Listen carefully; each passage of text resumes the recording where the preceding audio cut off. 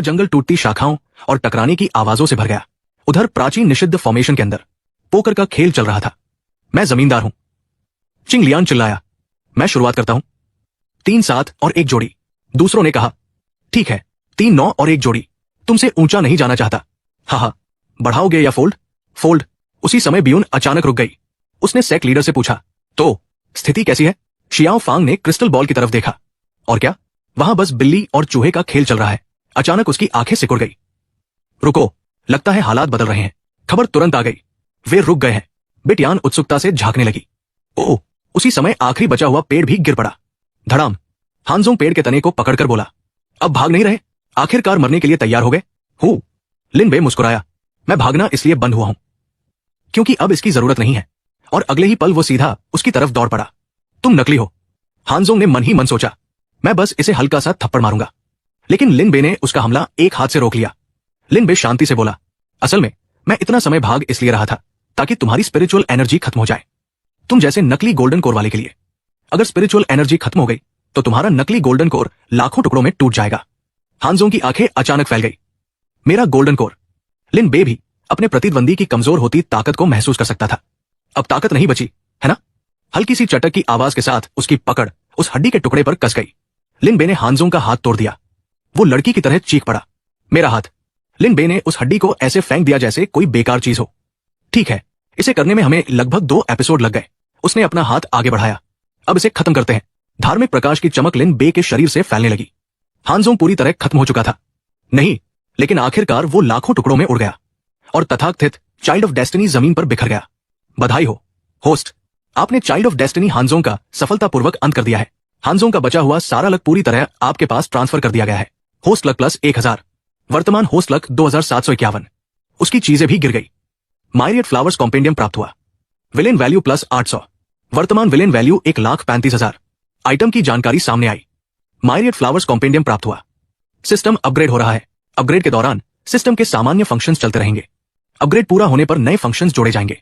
कृपया प्रतीक्षा करें। छिपे हुए रियल बॉक्स के भीतर हलचल और कंपन पहले से ज्यादा तेज होने लगे। अंदर मौजूद व्यक्ति बाहर आ गया। लिन बे घुटनों के बल बैठ गया और रिपोर्ट दी, सौभाग्य से मैं आपकी उम्मीदों पर खरा उतरा। मैंने हानजोंग का काम तमाम कर दिया। बिग यून ने संतुष्टि से सिर हिलाया। बहुत अच्छा किया छोटे लिन बे। यहां तक कि सेक्ट लीडर भी उसकी तारीफ कर रहे थे। उसकी उपलब्धि की सराहना करते हुए उन्होंने उदारता से इनाम दिया। तुम स्क्रिप्चर पैविलियन में प्रवेश कर सकते हो और अपनी पसंद की एक सीक्रेट मैनुअल चुन सकते हो। बाहर से लिन बे शांत दिखाई दे रहा था, लेकिन अंदर ही अंदर खुशी से उछल रहा था। जैकपॉट। मुझे तो लगा था कि वहां प्रवेश करने के लिए गोल्डन कोर स्टेज तक पहुंचना जरूरी है। Thank you sect leader. इसके बाद हानजोंग के बुरे प्रभाव को खत्म करने के लिए चिंग लियान ने चिंग डिंग की जगह लेकर चयन प्रक्रिया की व्यवस्था संभाली। चिंग यून सेक्ट ने एक बार फिर भव्य शिष्य स्वीकार समारोह आयोजित किया और इस बार समारोह शांति से संपन्न हुआ। आखिरकार 20 लोगों ने सेक्ट की सभी परीक्षाएं पास की और सफलतापूर्वक चिंग यून सेक्ट में शामिल हो गए। समय तेजी से बीता। 2 दिन बाद लिन बे एक ऐसी जगह पर खड़ा था जहां एक तख्ती पर लिखा था कल्टीवेशन टेक्निक्स। वो सोच में डूबा अंदर झांक रहा था। उसने एक लकड़ी का बोर्ड देखा। सबसे पहले बॉडी टेम्परिंग टेक्निक्स। पाशा, मेरे पास शिफू है, ये तो पहले से ही कवर है। उसके बगल में लिखा था पिल रेसिपीज, चीट टेक्निक्स। मेरे पास सिस्टम है, इसलिए इसकी भी कोई चिंता नहीं। और आखिर में एक अलग सेक्शन था फॉर्मेशन टेक्निक्स। नीचे लिखा था बेवकूफों का प्रवेश वर्जित। लिन बे बोला, अरे 1 मिनट, ये तख्ती तो शिफू नहीं लिखी होगी, है ना? ऐसी हरकत तो सिर्फ वही कर सकती है। वह उस शेल्फ को पार करके आगे बढ़ा और उसे कुछ और भी अजीब दिखाई दिया। एक कागज पर बस ऐसे ही लिखा था, ये क्या है? Heterodox arts. और बस लिन बे तुरंत उसमें दिलचस्पी लेने लगा। कुछ ही देर बाद उसकी नाक से खून निकल रहा था। उसके चेहरे पर एक डरावनी मुस्कान थी और पूरा शरीर उत्साह से कांप रहा था। लकड़ी के फर्श पर खून की बूंदें गिर रही थी। लिन बे ने एक किताब उठाई और धीरे से फुसफुसाया, कोई तरीका नहीं कि ये कल्टीवेटर्स इतने जंगली हों। लेकिन उसने तुरंत किताब बंद कर दी। ये किताबें थोड़ी संदिग्ध है। सच कहूं तो वो थोड़ा डरने लगा। ये तो बेजोड़ खजाना है। अगर मैं इन किताबों को बाहर ले गया तो शिफू मुझे जरूर मार डालेंगी। लिन बे ने दिलचस्पी से दूसरे शेल्फ की तरफ देखा। देखते हैं यहां और क्या क्या अच्छी चीजें हैं। चलो चेक करते हैं। उस दिन दोपहर बाद सूरज डूब रहा था। आसमान सुनहरे और उदास रंगों से रंगा हुआ था। लिन बे जमीन पर फैला पड़ा था और खुद से बड़बड़ा रहा था, किताबों का ये पूरा ढेर तो सेंसरशिप भी पास नहीं कर सकता। लिन बे ने सिर पकड़ लिया और चिल्लाया, पूरी तरह खाली हाथ। पूरा दिन बर्बाद हो गया। तभी अचानक उसकी बाह में भयानक खुजली होने लगी। वो उसकी उंगली की नोक पर एक छोटा सा कट बन गया।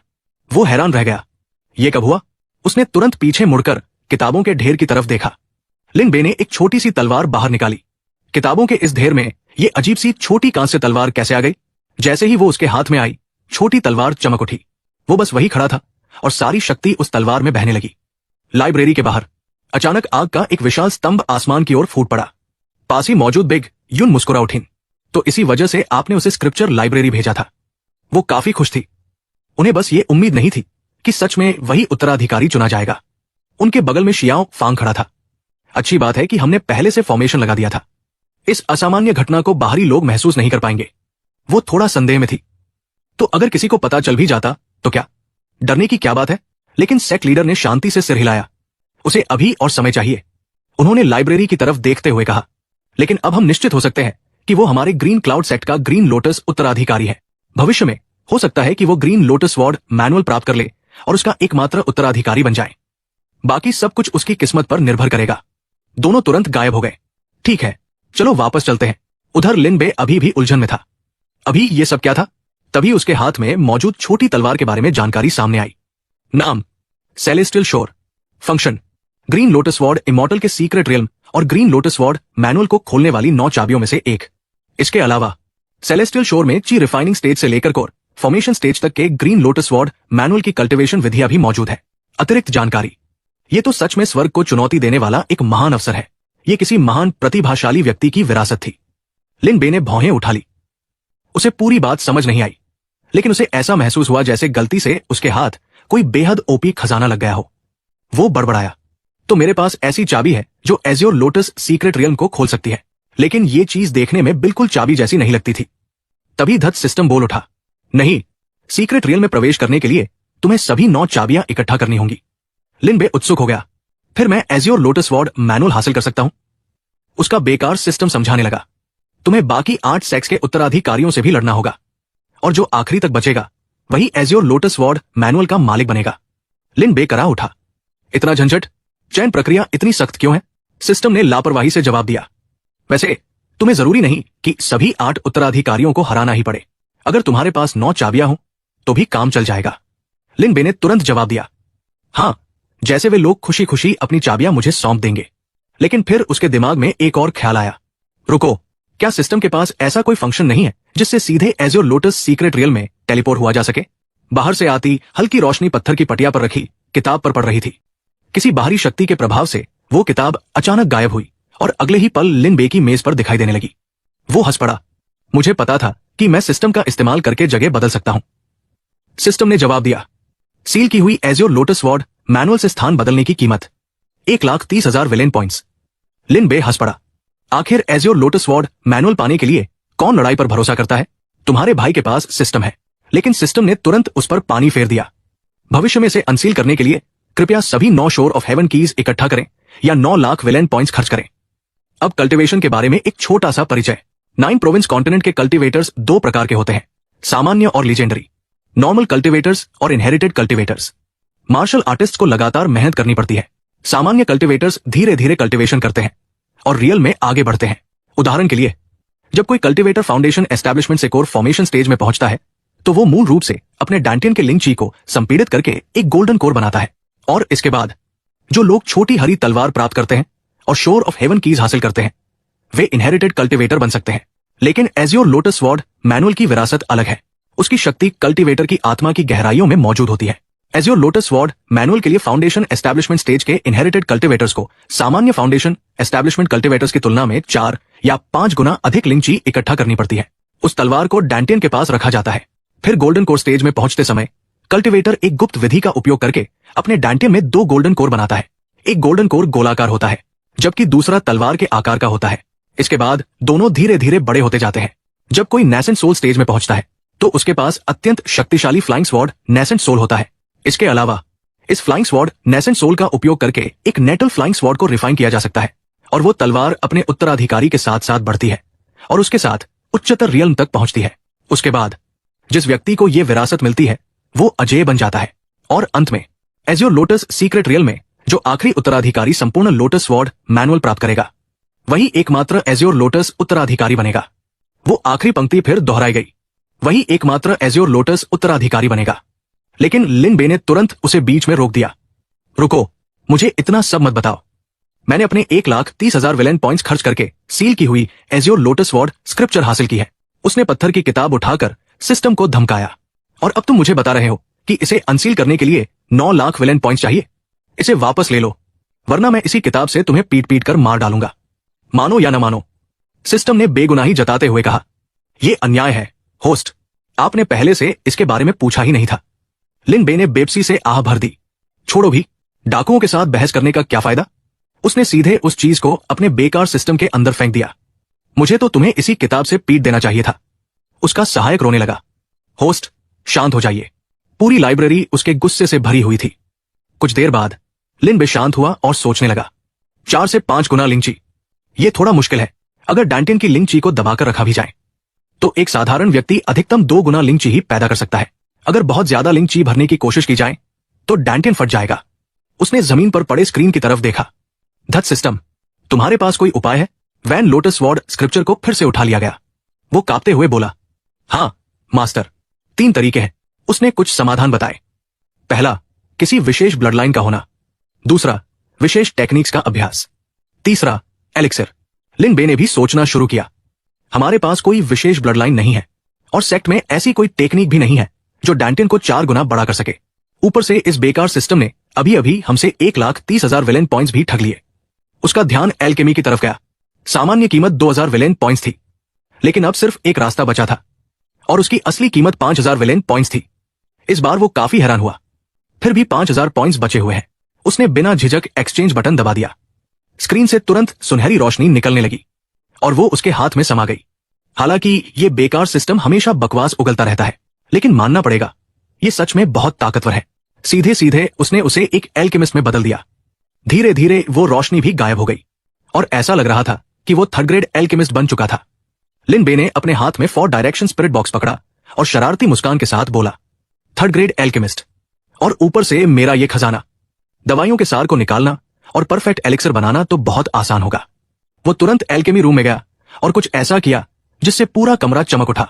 कुछ देर बाद अंदर की रोशनी बुझ गई। लिन बे एक दवाई की बोतल लेकर बाहर आया। सफलता, परफेक्ट गोल्डन कोर डैंटेन रिटर्न पिल सफलतापूर्वक तैयार हो गई। डैंटेन रिटर्न पिल गोल्डन कोर फाउंडेशन के लिए थी। यह डैंटेन की लचक को थोड़ा बढ़ा सकती थी और जितनी ऊंची ग्रेड की पिल होगी उसका असर उतना ही अच्छा होगा। उस आदमी ने बिना देर किए गोली सीधे मुंह में डाल ली। देखते हैं ये छोटी सी चीज क्या कमाल करती है। वो बैठ गया, आंखें बंद कर ली और औषधि की शक्ति को संचालित करने लगा। इस सारी शक्ति को सोख कर डैंटेन तक पहुंचाना होगा। धप, उसके शरीर के अंदर से एक आवाज गूंजी। लिन बे ने धीरे धीरे आंखें खोली।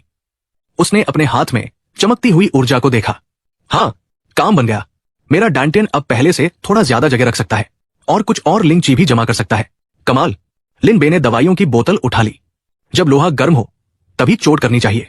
उसने पूरी बोतल एक ही बार में गटक ली। कमरे में लगातार चटकने की आवाजें गूंजने लगी। चटाक, चर, टप। वो जमीन पर फैल गया और खुशी में डूब गया। लिन बे मुस्कुराया। सच में ये टॉप ग्रेड की पिल्स है, एक ही बार में 10। और अब मेरा डैंटेन कम से कम 5 हिस्सों जितनी अतिरिक्त लिंची संभाल सकता है। वो धीरे धीरे उठकर बैठ गया। लेकिन इन ची रिटर्न पिल्स को लगातार नहीं खाया जा सकता। कुछ महीनों तक इन्हें छोड़ना पड़ेगा। इस बीच मैं बाजार जाकर कुछ स्पिरिट हर्ब्स खरीदूंगा और ऐसी पिल्स बनाऊंगा जो मेरे डैंटेन को पोषण दे और उसे मजबूत बनाए। उसी समय धत सिस्टम धीरे धीरे उसके बगल में एक स्क्रीन के रूप में प्रकट हुआ। बेकार सिस्टम से नया मिशन। समय तेजी से बीत गया और शांत रात उतर आई। नालान जी उन जंगल में घूम रही थी और खुद से बातें कर रही थी। सीनियर मार्शल ब्रदर वाकई कमाल है, उन्होंने इतने बड़े संकट को अकेले ही सुलझा दिया। उसने उत्सुकता से चारों तरफ देखा। पता नहीं उन्हें कौन सी स्किल मिली है, मुझे उनसे इसके बारे में पूछना होगा। तभी नालान जी उनकी नजर एक परिचित आकृति पर पड़ी। गुयू, तुम यहां चुपके चुपके क्या कर रही हो? कहीं ऐसा तो नहीं कि एयरशिप में जो काम पूरा नहीं कर पाई उसे अब मेरे सीनियर मार्शल ब्रदर से पूरा करवाना चाहती हो? गुयू ने आंखें घुमा दी। मुझे तुम्हारे सीनियर मार्शल ब्रदर में कोई दिलचस्पी नहीं है। अगर तुम ऐसे ही बकवास करती रही तो मैं सच में गुस्सा हो जाऊंगी। लेकिन लिन बे की जूनियर सिस्टर अब भी शक में थी। मैं कह रही हूं, मेरे सीनियर मार्शल ब्रदर का ख्याल छोड़ दो, वो कभी तुम्हें पसंद नहीं करेंगे। गुयू ने उसकी तरफ देखा तक नहीं। मैंने कहा ना, मुझे दिलचस्पी नहीं है। क्या तुम बहरी हो? तभी जिस पेड़ के पास वे खड़ी थी उसके पीछे से एक परछाई हिली। दोनों ने एक साथ उधर देखा। कौन है वहां? नालान जी यून चिल्लाई। लगता है आज रात 2 संदिग्ध लोग पकड़ लिए। तुम घटिया पीछा करने वाले। वो आकृति तुरंत भागने लगी। रुको, गुयू चिल्लाई। लेकिन नालान जी यून बोली, जैसे वो तुम्हारी बात मान लेगा। उसने तुरंत अपनी चाबुक निकाल ली। ये लो। उसकी चाबुक अपने आप लंबी होकर उस व्यक्ति की तरफ जा पहुंची। चाबुक उसके पैरों में कसकर लिपट गई और वो आदमी मुंह के बल जमीन पर घिसटता हुआ आ गिरा। आउच! नालान जुन उसके पास आई। चलो उससे पूछते हैं, तुम ऐसे कपड़े पहनकर क्यों घूम रहे हो और चोरी छिपे क्या कर रहे थे? अचानक उस रहस्यमयी व्यक्ति का हाथ आगे बढ़ा। उसने अपनी हथेली खोली। उसमें एक छोटा जेड स्टोन था। ये क्या है? चटाक! वो टूट गया। धीरे धीरे सफेद धुआं बाहर निकलने लगा और फिर धड़ाम, वो स्मोक बम की तरह फट गया। दोनों लड़कियां उस सफेद धुएं से प्रभावित हो गई। ओ नहीं! वो आकृति आराम से उठ खड़ी हुई। दोनों महिलाएं बेहोश होकर जमीन पर गिर पड़ी। उसने गुयू की चाबुक उठाई और दोनों को बांधना शुरू कर दिया। नालान जी उनकी आंखों पर पट्टी बांधी गई। उसके मुंह में कपड़ा ठूंसा गया और उसे पेड़ पर लटका दिया गया। गुयू के साथ भी वही किया गया। तभी असली अपराधी सामने आया। वो था लिन बे। मिशन पूरा। 5000 विलेन पॉइंट्स प्राप्त हुए। मास्किंग तावीज चमका और दृश्य कुछ समय पहले का दिखाने लगा जब उसे नया मिशन मिला था। उसमें साफ लिखा था कि 6 घंटे के भीतर उसे गुयू और नालान जी उनके साथ ये सब करना होगा। मिशन पूरा करने पर 5000 विलेन पॉइंट्स मिलेंगे। असफल होने पर पूरे चिंग यून सेक्ट में नंगा दौड़ना पड़ेगा। लिन बे लगभग रो पड़ा। मुझे दोष मत देना, इस धत सिस्टम को दोष दो। और इसी तरह सब कुछ हुआ।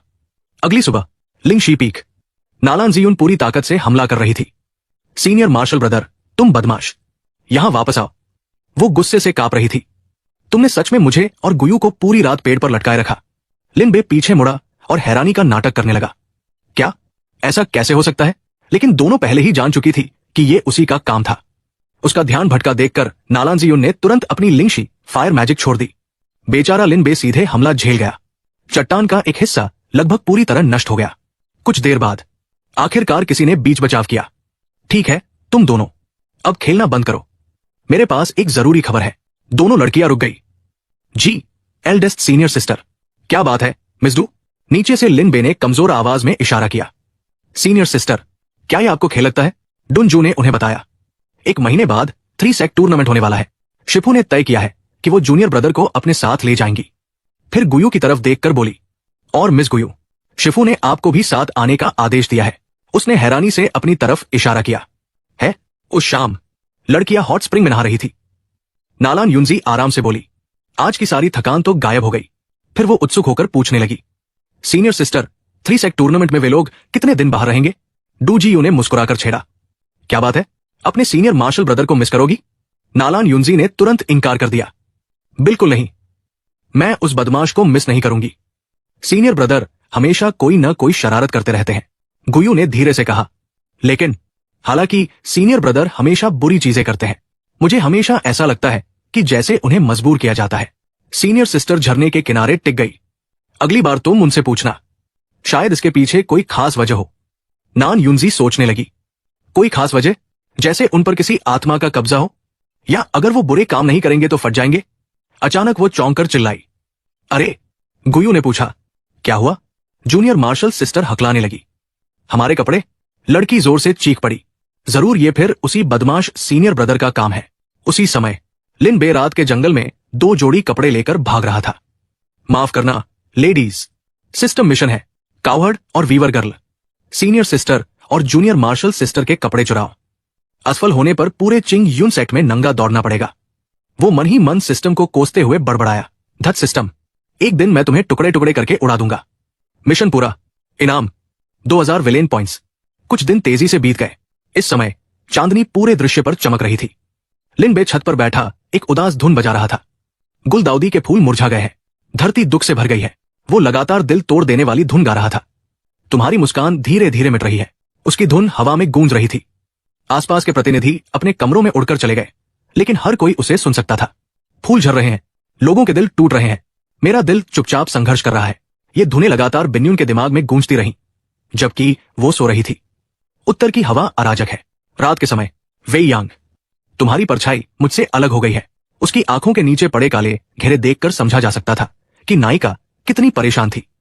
उसने गुस्से में कहा, लिन बे, उधर दूसरी तरफ लिन बे अब भी जिथर बजाने में डूबा हुआ था और दुख भरी धुनें निकाल रहा था। अब मैं अकेला लेक पवेलियन में रह गया हूं। उसी समय ये धुनें लगातार गूंज रही थी और बुन उसके ठीक पीछे बेहद गुस्से वाले चेहरे के साथ प्रकट हो गई। सिस्टम का नोटिफिकेशन भी सामने आया। System mission midnight serenade. आधी रात को शिफू की छत पर जोर जोर से गाना गाओ। असफल होने पर होस्ट को पूरे चिंग यून सेक्ट में नंगा दौड़ना पड़ेगा। उसे देखते ही लिन बे ने बेबसी से सिर घुमाया और मुस्कुराकर कहा, शिफू। उसने गुस्से से पांचों उंगलियां उसकी तरफ तानी और डरावनी आवाज में बोली, मुरझाए हुए गुलदाउदी के फूल, है ना? अगले ही पल वहां एक चमकदार रोशनी दिखाई दी। साफ पता चल रहा था कि लिन बे को बेहद दुखद अनुभव से गुजरना पड़ा। दूसरी तरफ जी यून ने वो चकाचौंध भरी सुनहरी रोशनी देखी और जम्हाई लेते हुए खुद से पूछा, इतनी तेज रोशनी, क्या सुबह हो गई? फिर वो करवट बदलकर खुद से बोली, सो जाओ, सो जाओ। उधर बिन्युन लिन बे को बुरी तरह पीटने के बाद गुस्से में अपने कमरे में लौट गई। जाते जाते वो कहना नहीं भूली, अगर तुमने मुझे दोबारा परेशान किया तो मैं तुम्हें राख बना दूंगी। लिन बे जमीन पर पड़ा रो रहा था और मन ही मन सोच रहा था, मिशन पूरा, इनाम 2000 विलेन पॉइंट्स। फिर वो उछलकर खड़ा हुआ, दुख भरी सांस ली और आंसू पोंछे। ये धत सिस्टम क्वान फांग को सोखने के बाद लगता है इसे नंगेपन का जुनून हो गया है। अगर मैं मिशन पूरा नहीं करता तो ये मुझे पूरे चिंग यून सेक्ट में नंगा दौड़ाएगा। अपनी किस्मत पर दुखी होकर उसने सिर झुका लिया और जोर जोर से चिल्लाया, मैं कितना बदनसीब हूं। वो बेबसी से बोला, मुझे शक है कि ये धत सिस्टम ऑफिशियल ड्यूटी के नाम पर उस कल्टीवेशन मेथड का बदला ले रहा है। तभी सिस्टम ने एक नया नोटिफिकेशन दिखाया जिससे वो थोड़ा चिंतित हो गया। सिस्टम मिशन जू वांग कविता रचना। सड़क पर किसी अनजान युवती को कविता सुनाओ। असफल होने पर होस्ट को पूरे चिंग यून सेक्ट में नंगा दौड़ना पड़ेगा। उसकी बेबस चीख पूरे इलाके में गूंज उठी। हे भगवान! बहुत जल्दी 1 महीना बीत गया। बिंग अपने शिष्यों के सामने खड़ी थी। वो हाथ बांधकर पूरी दबंगता के साथ बोली, क्या सब आ गए हैं? फिर उसने सामने खड़े 4 लोगों की तरफ देखा और नाम पुकारे, चिंग, लुआ, लुई, जू। एक व्यक्ति को गायब देखकर उसने हैरानी से पूछा, लिन बे कहाँ है? उसी समय एक जादुई मम्मी धीरे धीरे रेंगती हुई वहां आई।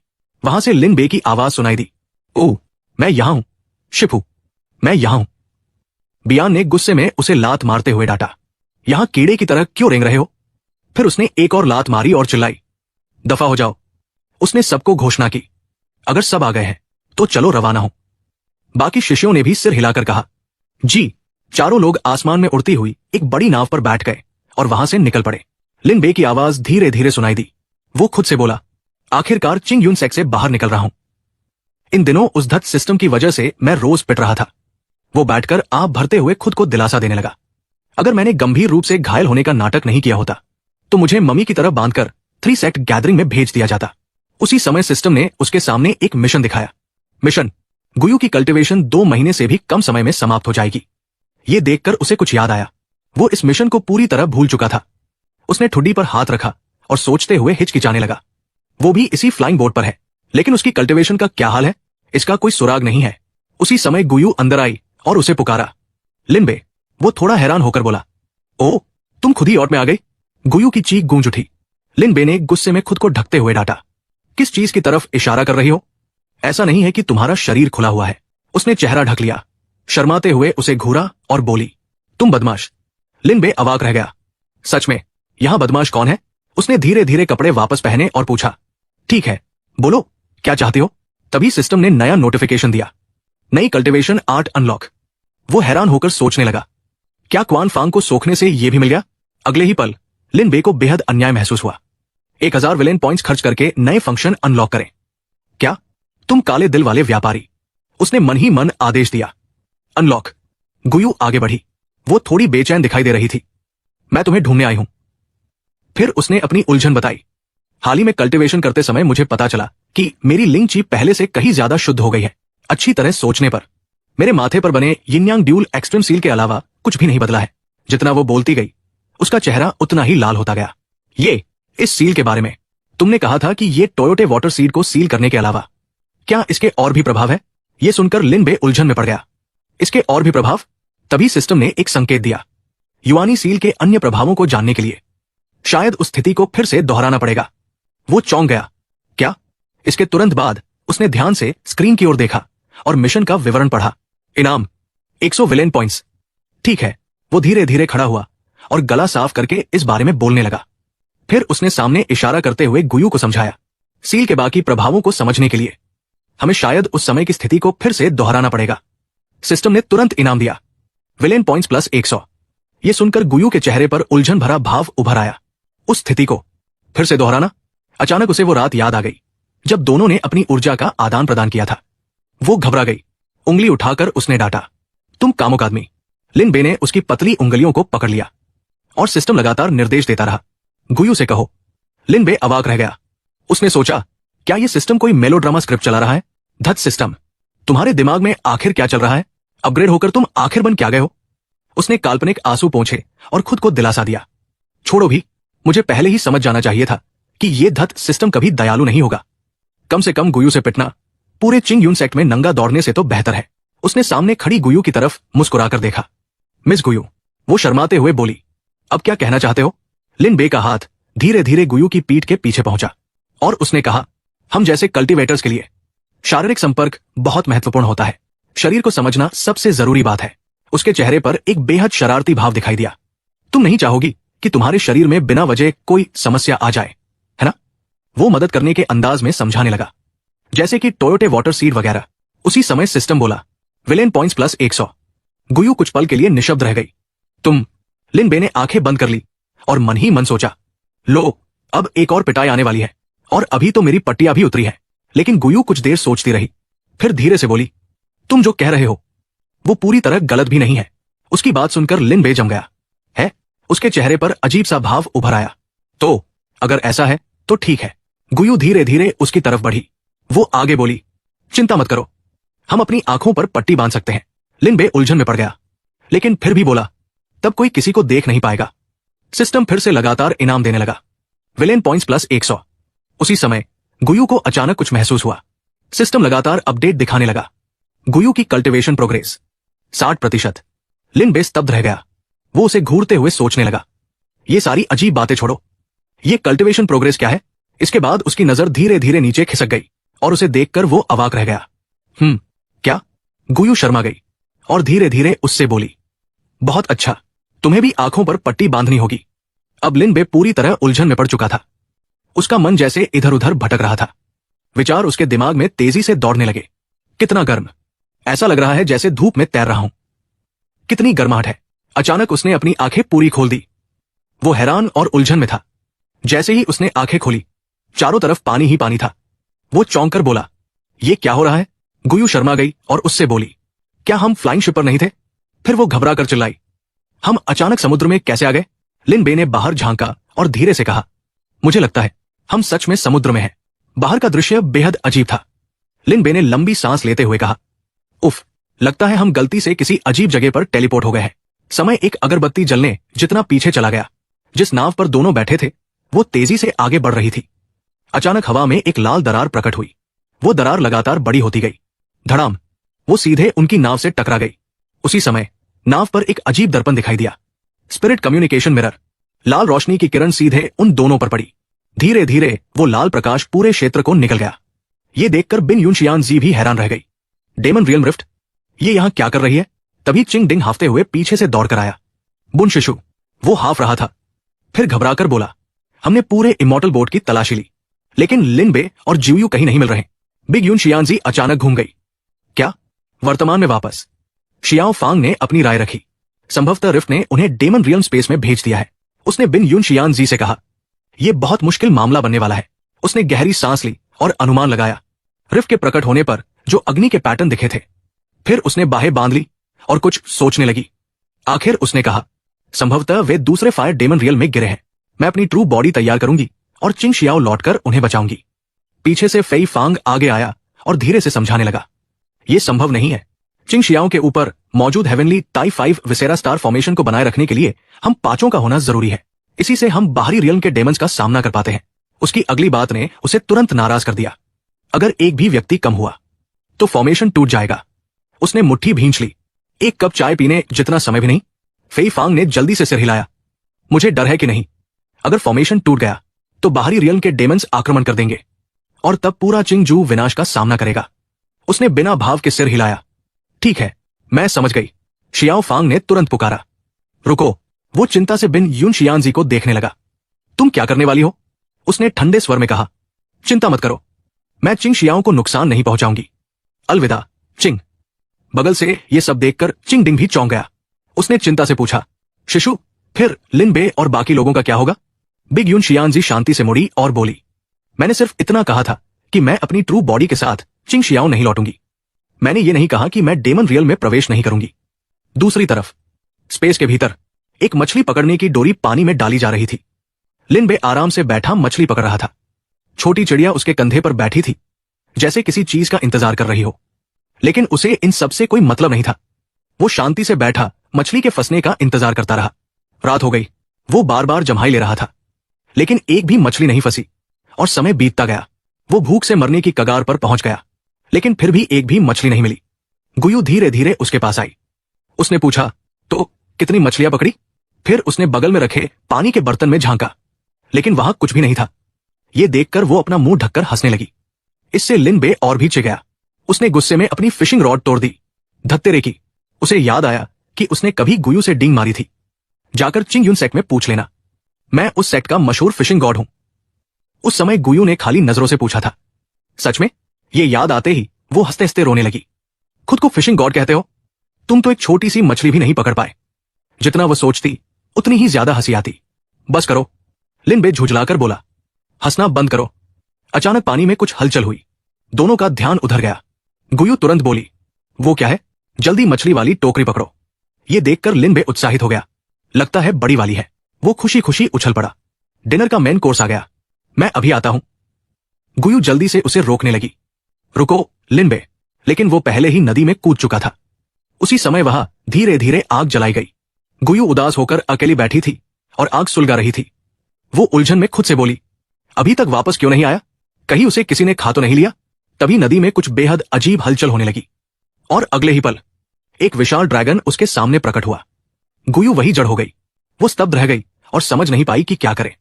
वो भयानक ड्रैगन गुयू पर दहाड़ने लगा। शायद उसे लगा कि ये काफी नहीं है, इसलिए वो और जोर जोर से दहाड़ने लगा और इधर उधर घूमने लगा। स्विश। उसकी गर्दन के पीछे एक तलवार का वार दिखाई दिया और अगले ही पल उसका शरीर दो हिस्सों में बंट गया। विशाल ड्रैगन सीधे जमीन पर गिर पड़ा। चारों ओर धूल फैल गई। ये देखकर गुयू जोर से खांसी करने लगी। खांसी, खांसी। तभी धूल के बीच एक पैर दिखाई दिया। लिन बे ड्रैगन की लाश पर बैठा मुस्कुरा रहा था। उसने गर्व से घोषणा की, काम खत्म। उसने अपने हाथ की सुनहरी तलवार को देखा और खुशी से मुस्कुराते हुए सोचा, as your lotus sword ballet का अभ्यास करने के बाद यह सच में बहुत सुविधाजनक हो गया है। बस हाथ हिलाओ और प्रकाश की तलवार प्रकट हो जाती है। जितना वो सोचता उतना खुश हो जाता। अब तो मुझे स्टोरेज स्पेस से तलवार निकालने की भी जरूरत नहीं पड़ती। इस समय ड्रैगन का सिर्फ सिर बचा था और उसके शरीर से एक बेहद अजीब आभा बाहर निकली। लिन बे मुस्कुराया और अपने हाथ में गोली पकड़कर बोला, एक और फायर पाइथन पिल। सिस्टम तुरंत प्रकट हुआ और उसकी जानकारी दिखाने लगा। Lin Bei, foundation establishment realm, चीफांग, लग 2751, villain points 13300, cultivation methods, spirit rhinoceros path, as your lotus sword ballad, yin yang dual extremes locking essence art, dharma artifacts, 4 direction spirit box, low grade alchemy furnace, Ling Jing sword, पेट, याया, अज्ञात demonic beast, विशेष क्षमता, आग की शक्ति लाने में सक्षम। अभी भी 3 और इनर कोर की आवश्यकता है। यह देखकर लिन बे मुस्कुराया। सिर्फ 3 और इनर कोर और मैं इस बीस्ट फायर को हासिल कर लूंगा। दूर बैठी गुयू मांस भून रही थी। उसे उसका रवैया देखकर थोड़ी नफरत हुई। यह तो बस कोई नामहीन छोटा बीस्ट फायर है। देखो तो सही तुम कितने खुश हो। वो आगे उसे एक महत्वपूर्ण बात समझाने लगी। जो लोग नहीं जानते उन्हें तो लगेगा कि तुम्हें कोई टॉप 10 स्ट्रेंज फ्लेम मिल गई है। यह सुनकर लिन बे को तुरंत कुछ याद आया। वो सोचने लगा, gold dragon king flame strange flame ranking में 7वें स्थान पर है। फिर उसने धीरे से उस गोली को दवा की बोतल में रख दिया और उससे बोला, क्या तुम्हें लगता है कि हर कोई तुम्हारी तरह गोल्ड ड्रैगन किंग फ्लेम के साथ पैदा होता है? ज्यादातर कल्टिवेटर्स तो अपनी पूरी जिंदगी में एक भी स्ट्रेंज फ्लेम नहीं पा पाते। इसके तुरंत बाद लिन बे खड़ा हो गया। वो आगे बढ़ा और बोला, तुम मांस भूनती रहो, मैं थोड़ा इधर उधर देख कर आता हूं। यह देखकर गुयू थोड़ी उलझन में पड़ गई। लिन बे, वो कुछ हैरान थी। लिन बे पीछे मुड़ा और पूछा, क्या हुआ? इस समय गुयू के चेहरे पर गहरी सोच दिखाई दे रही थी। उसने तुरंत अपने मन की बात कह दी, ये जगह बहुत बड़ी है। इस झील और उस काले लिंग पेड़ के अलावा यहां कुछ भी नहीं है। फिर उसने उदास होकर खुद से पूछा, हमें यहां आए हुए लगभग 30 दिन हो चुके हैं। क्या हम अपनी पूरी जिंदगी यही फंसे रहेंगे? लिन बे उसके पास आया। उसने धीरे से अपना हाथ बढ़ाया और उसके सिर पर प्यार से हाथ फेरा। इससे गुयू शर्म से लाल हो गई। वह मुस्कुराया और उसे दिलासा देते हुए बोला, आराम से, हम जरूर वापस जाने का कोई रास्ता ढूंढ लेंगे। फिर वो तुरंत आगे बढ़ा और बोला, ठीक है, मैं थोड़ी देर के लिए जा रहा हूं। इतना कहकर लिन बे उड़ गया और शी यूयू को वही छोड़ गया। लेकिन जाते जाते वो कहना नहीं भूला, अच्छी खबर का इंतजार करना। उसी समय सिस्टम का नोटिफिकेशन सामने आया, गुयू की कल्टिवेशन प्रोग्रेस 75%। वो उसकी जाती हुई पीठ को उदासी से देखती रही, लेकिन कुछ कह नहीं पाई। उधर लिन बे अपनी तलवार पर उड़ता जा रहा था। वो गहरी सोच में डूबा था। समुद्र पार करने से हम घर पहुंच सकते हैं, लेकिन कैसे, मुझे तो बिल्कुल पता नहीं। फिर उसने अपने पेट पर हाथ रखा। यार, मुझे बहुत भूख लगी है। पूरा दिन मछली पकड़ते रहे और कुछ मिला ही नहीं। अचानक उसे याद आया कि गुयू पहले भुना हुआ मांस तैयार कर रही थी। उसने अपने माथे पर हाथ मार लिया। निकलने से पहले थोड़ा खा लेना चाहिए था। बेवकूफ। उसी समय एक जानी पहचानी खुशबू उसकी नाक तक पहुंची। वो चौंक गया। रुको, ये क्या? अचानक उसकी आंखें चमक उठीं और उसने दृढ़ता के साथ आसपास तलाशना शुरू कर दिया। वो हर दिशा में उड़ने लगा और हवा को सूंघता रहा। इस सुनसान लाल बंजर भूमि में भुने हुए मांस की खुशबू आ रही है। हमारे अलावा यहां कोई और भी है। कुछ देर बाद उसने उस गंध का स्रोत ढूंढ लिया। वो जमीन में बने एक छोटे से गड्ढे से आ रही थी। लिन बे धीरे धीरे उस गड्ढे के सामने उतरा। अपने सामने के दृश्य को देखकर वो हैरान रह गया और अनुमान लगाया, ये बाकी बची हुई खुशबू इसी गुफा से आ रही है। फिर वो उलझन में पड़ गया और खुद से बोला, लेकिन जब मैं पहले यहां से गुजरा था तब तो मैंने कोई गुफा नहीं देखी थी। अचानक उसने नीचे उस विशाल गड्ढे की तरफ देखा और सोच में पड़ गया। अगला दृश्य देखकर वो पूरी तरह स्तब्ध रह गया। उसने जल्दी से आसमान की ओर देखा। उसे एहसास हुआ कि कुछ बहुत गड़बड़ है। फिर उसने उलझन में नीचे देखा। उसका मुंह खुला रह गया और उसका दिमाग लगभग 5 सेकंड तक काम करना ही भूल गया। गहरी रात में लिन बे एक पेड़ के नीचे बैठा था। उसके सामने एक गोलाकार गड्ढा था। वो गंभीरता से सोच रहा था। उसने हाथ उठाया और एक मंत्र चलाया, जिससे उसकी हथेली में कुछ मलबा तैरने लगा। लिन बे ने अपने हाथ में मौजूद वस्तु को देखा, फिर गड्ढे की ओर देखा और उसके दिमाग में एक विचार आया, चलो इसमें कुछ चीजें फेंक कर देखते हैं कि आखिर होता क्या है। उसने बिना हिचकिचाए उस मलबे को सीधे उस अंधेरे अथाह गड्ढे में फेंक दिया। लिन बे नीचे झांकता हुआ किसी टकराने की आवाज का इंतजार करने लगा। वो थोड़ा हैरान था। वो सुबह होने तक इंतजार करता रहा, लेकिन फिर भी नीचे से कोई आवाज नहीं आई। लिन बे ने आलस भरी जम्हाई ली। आंखें आधी बंद करते हुए वो बड़बड़ाया, पूरी रात बीत गई और नीचे टकराने की एक आवाज तक नहीं आई। लगता है हमने कोई नया मैप अनलॉक कर लिया है। इतनी देर तक बैठे रहने से उसके पैर अकड़ गए थे। वो धीरे धीरे उठ खड़ा हुआ। मुझे जाकर गुयू को बताना होगा। इतना कहते ही लिन बे ने अपना किंग गोंग इस्तेमाल किया। वो पहाड़ों के ऊपर से उड़ता हुआ एक पल में गायब हो गया। उधर जो मलबे का टुकड़ा उसने गड्ढे में फेंका था, वो अचानक फिर से प्रकट हो गया। वो हवा में इधर उधर तैरने लगा, फिर धीरे धीरे गड्ढे के किनारे के पास जमीन पर उतर गया। काफी देर बाद लिन बे और गुयू वापस आए। दोनों धीरे से जमीन पर उतरे। गुयू ने नीचे उस गहरे गड्ढे में झांका और मुस्कुराते हुए बोली, लगता है आसमान ने सच में तुम्हें धोखा नहीं दिया। लिन बे ने संक्षेप में गुयू की ओर देखा और पूछा, अंदर चले? उसने सिर हिलाकर सहमति जताई। फिर दोनों ने बिना झिझक उस गड्ढे के मुहाने में छलांग लगा दी। अंदर के अंधेरे स्थान में दोनों खड़े होकर चारों तरफ देखने लगे। लिन बे गुयू की ओर मुड़ा और बोला, यहां का नजारा ऊपर से बिल्कुल अलग है। गुयू ने सामने पेड़ों के बीच चमकती हुई एक धुंधली शहर की परछाई की ओर इशारा किया। लिन बे ने अनुमान लगाया, लगता है वहां 2 शहर हैं, चलकर देखते हैं। सुनहरी जादुई रोशनी में नहाए हुए दोनों दूर दिखाई देने वाले दृश्य की ओर तेजी से उड़ने लगे। वूश! अंधेरी रात में कुछ खतरनाक और तेज निगाहें छिपी हुई थी। गुयू को उन अजीब निगाहों का एहसास हुआ। उसने तुरंत अपना सिर घुमाया। उसकी आंखें फैल गई। अचानक काले जादू की एक किरण सीधे गुयू की तरफ आई, लेकिन लिन बे फुर्ती से उसे धक्का देकर रास्ते से हटा ले गया। धड़ाम! काला जादू जंगल से टकराया और एक जबरदस्त विस्फोट हुआ। लिन बे ने सावधानी से जंगल की ओर देखा। उसने चेतावनी दी, उन पेड़ों में कुछ है। धीरे धीरे एक 3 सिर वाले दैत्य की परछाई दिखाई देने लगी। वो डरावनी चाल से लिन बे और गुयू की तरफ बढ़ने लगा। वो दैत्य जोर से दहाड़ा। उसकी आवाज कान फाड़ देने वाली थी। लिन बे उसे देखकर स्तब्ध रह गया। वो हकलाते हुए बोला। लिन बे उस 3 सिर वाले राक्षसी जानवर को देखकर पूरी तरह दंग रह गया। उसके शरीर से उफनती हुई दानवी आभा निकल रही थी। ये आखिर क्या बला है? उस दैत्य की आंखें जल रही थी। उससे निकलती हुई घृणा और हत्या की भावना पूरे इलाके में फैल गई। लिन बे और गुयू उसके क्रोध और भारी जादुई दबाव के सामने जड़ हो गए। लिन बे ने गुयू की तरफ देखा। वो पूरी एकाग्रता से उस दैत्य की हर हरकत पर नजर रख रही थी। वो बोला, लगता है इससे लड़े बिना आगे नहीं बढ़ सकते। गुयू ने दृढ़ता से कहा, तो फिर लड़ते हैं। इतना कहकर वो हवा में उछल गई और आगे बढ़ी। सुनहरी शक्ति एक विशाल ड्रैगन के रूप में प्रकट हुई, गोल्डन फ्लेम ड्रैगन डांस। उसी समय उसके बगल से लिन बे तलवार लेकर आगे बढ़ा। एज़ियो लोटस वॉर्ची, 3 सिर वाले दैत्य की तरफ से भी भयंकर शक्ति इकट्ठा होने लगी।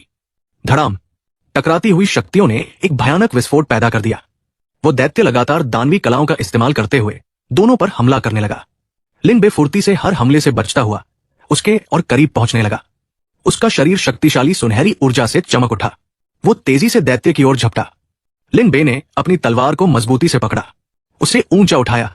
बिजली की गति से उसने अंतिम वार के लिए दैत्य के सिर में तलवार घूम दी। लेकिन तभी लिन बे की आंखें फैल गई, जैसे उसने कुछ अजीब महसूस किया हो। 3 सिर वाले दैत्य ने अपनी पूंछ घुमाई। धड़ाम, लिन बे और उसकी तलवार दोनों दूर जा गिरे।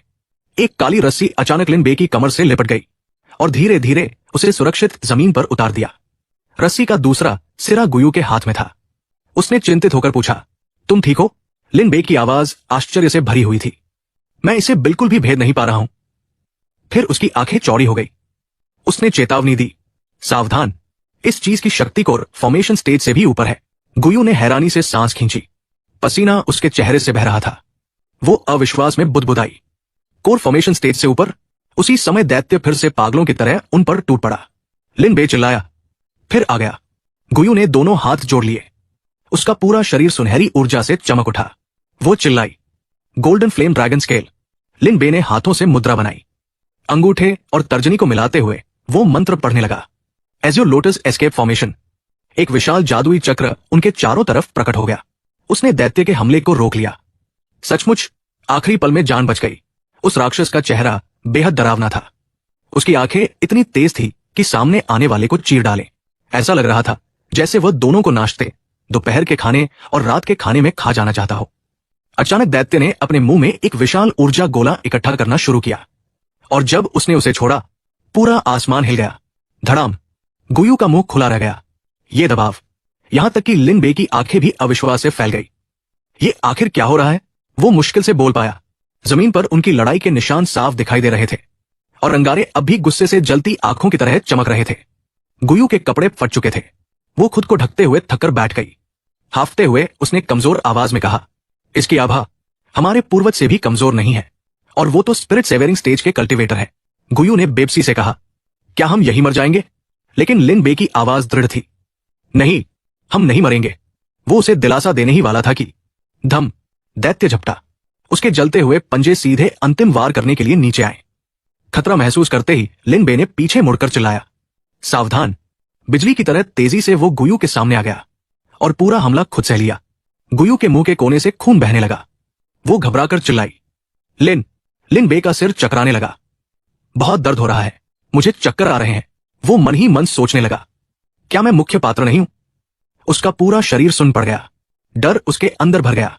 उसकी नजर धुंधली होने लगी। अभी क्यों? वो सोचने लगा। दैत्य फिर से हमला करने ही वाला था, लेकिन अब वो हिल भी नहीं पा रहा था।